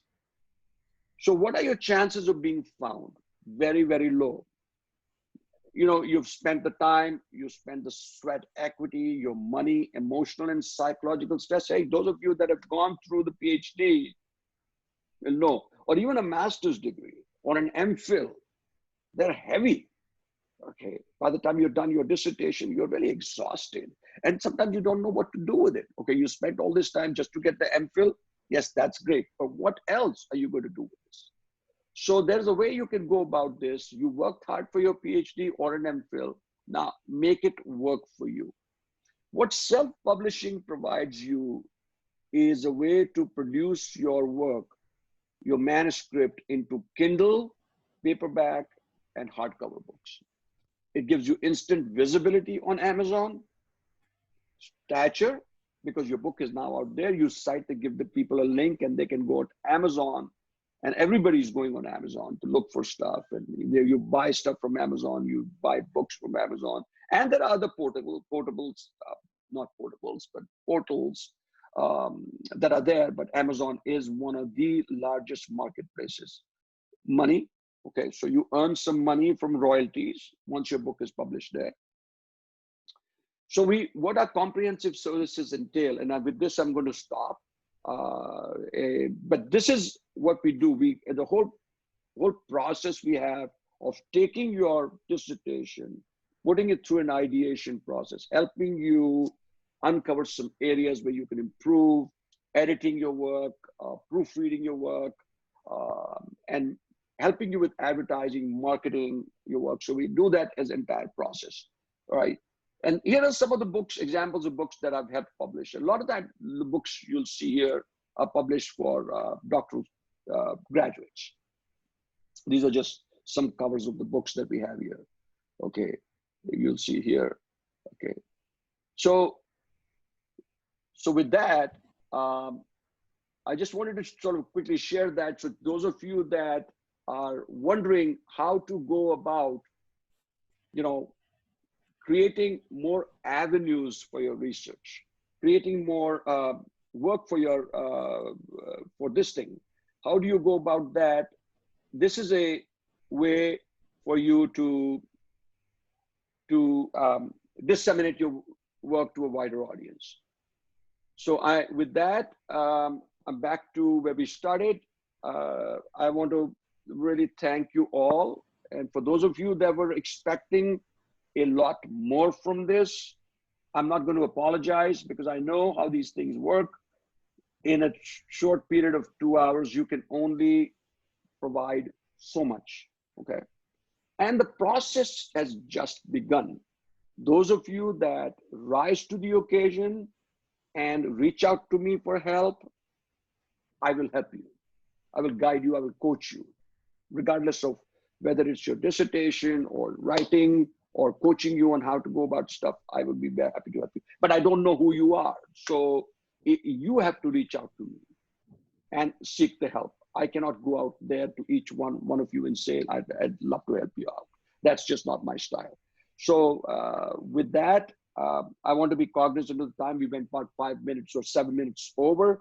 I wanted to keep this session interactive and not too content heavy. The content you all can get out, believe me, there is plenty of content. If I sent you all the content, you will never read it, you'll put it aside. But at least we got some people's voices in here, right, Gul? At least we had some people share their thoughts, their ideas with us. That was my intent, to get your feet. And if you notice, this is a workshop, was a workshop for aspiring authors. It is not for people who are very seasoned, who have already got books and books out there or already got their journal articles out there. We are learners. I am a learner just like you, okay? This was just to get your feet wet into the process, all right? So anything that you'd like to add? Anything anybody else wants to add here? Thank you, Anil. Thank you so much. It was really an interesting and informative session. And of course, many people must be having many questions. And there was one participant who wanted to ask something, but I think she has left the session. She was Marilyn. So maybe she can contact you later. Dr. Marilyn. Yes, go ahead. Who's this? This is Anuja. I sent you a page. Yeah, yes. Actually, I have been trying to write for good journals like Emerald and Global Business Review for last 1 year, and but somehow my paper is not getting accepted. It is getting rejected either for desktop reject or for some other reason. I took expert review from some of the faculties. They said the paper has novelty, but when I got the rejection mail, they said there is no novelty. So there is some gap. Something is missing somewhere. Okay. And I'd be happy to provide you some feedback on that. But let's open the floor to anybody else who has any other questions or concerns or ideas or whatever. Yeah, Romesa. Feel free. Romesa. Oh, Yeah, Romesa. Romesa? Hello. What's your name? Yeah. Hello? Hello, can you hear me? Romesa, right, yes. Hi, how are you? Yeah, it's Rumesa. I'm joining in from Karachi. Hello to all. Wonderful. Welcome. Yeah. Hello. Yeah, it's my first time with you, Dr. Anil, and with everyone. I'm on board with you in the group as well. And I must say, I'm here for the feedback. Not I must say it's my first time, but I really enjoyed throughout the workshop, and it has been an interactive one as promised. So yeah, and I really got to learn a lot of things from here, not just with Dr. Anil, but my rest of the members as well. I really learned from all of you. So I'm really looking forward with Dr. Anil, and I must say there's a lot to learn from him. So thank you all, and thank you so much for for giving us this opportunity to learn from this platform. Obviously, it's one of the pros of the pandemic, I guess, that we can join in from any part of the world to this Zoom. Yes, it's so exciting to open this up for discussion from literally around the world and get so many new ideas. Anyone else that wants to say anything? Kainat, so much. Kainat, you can ask. Go ahead. Hello, sir.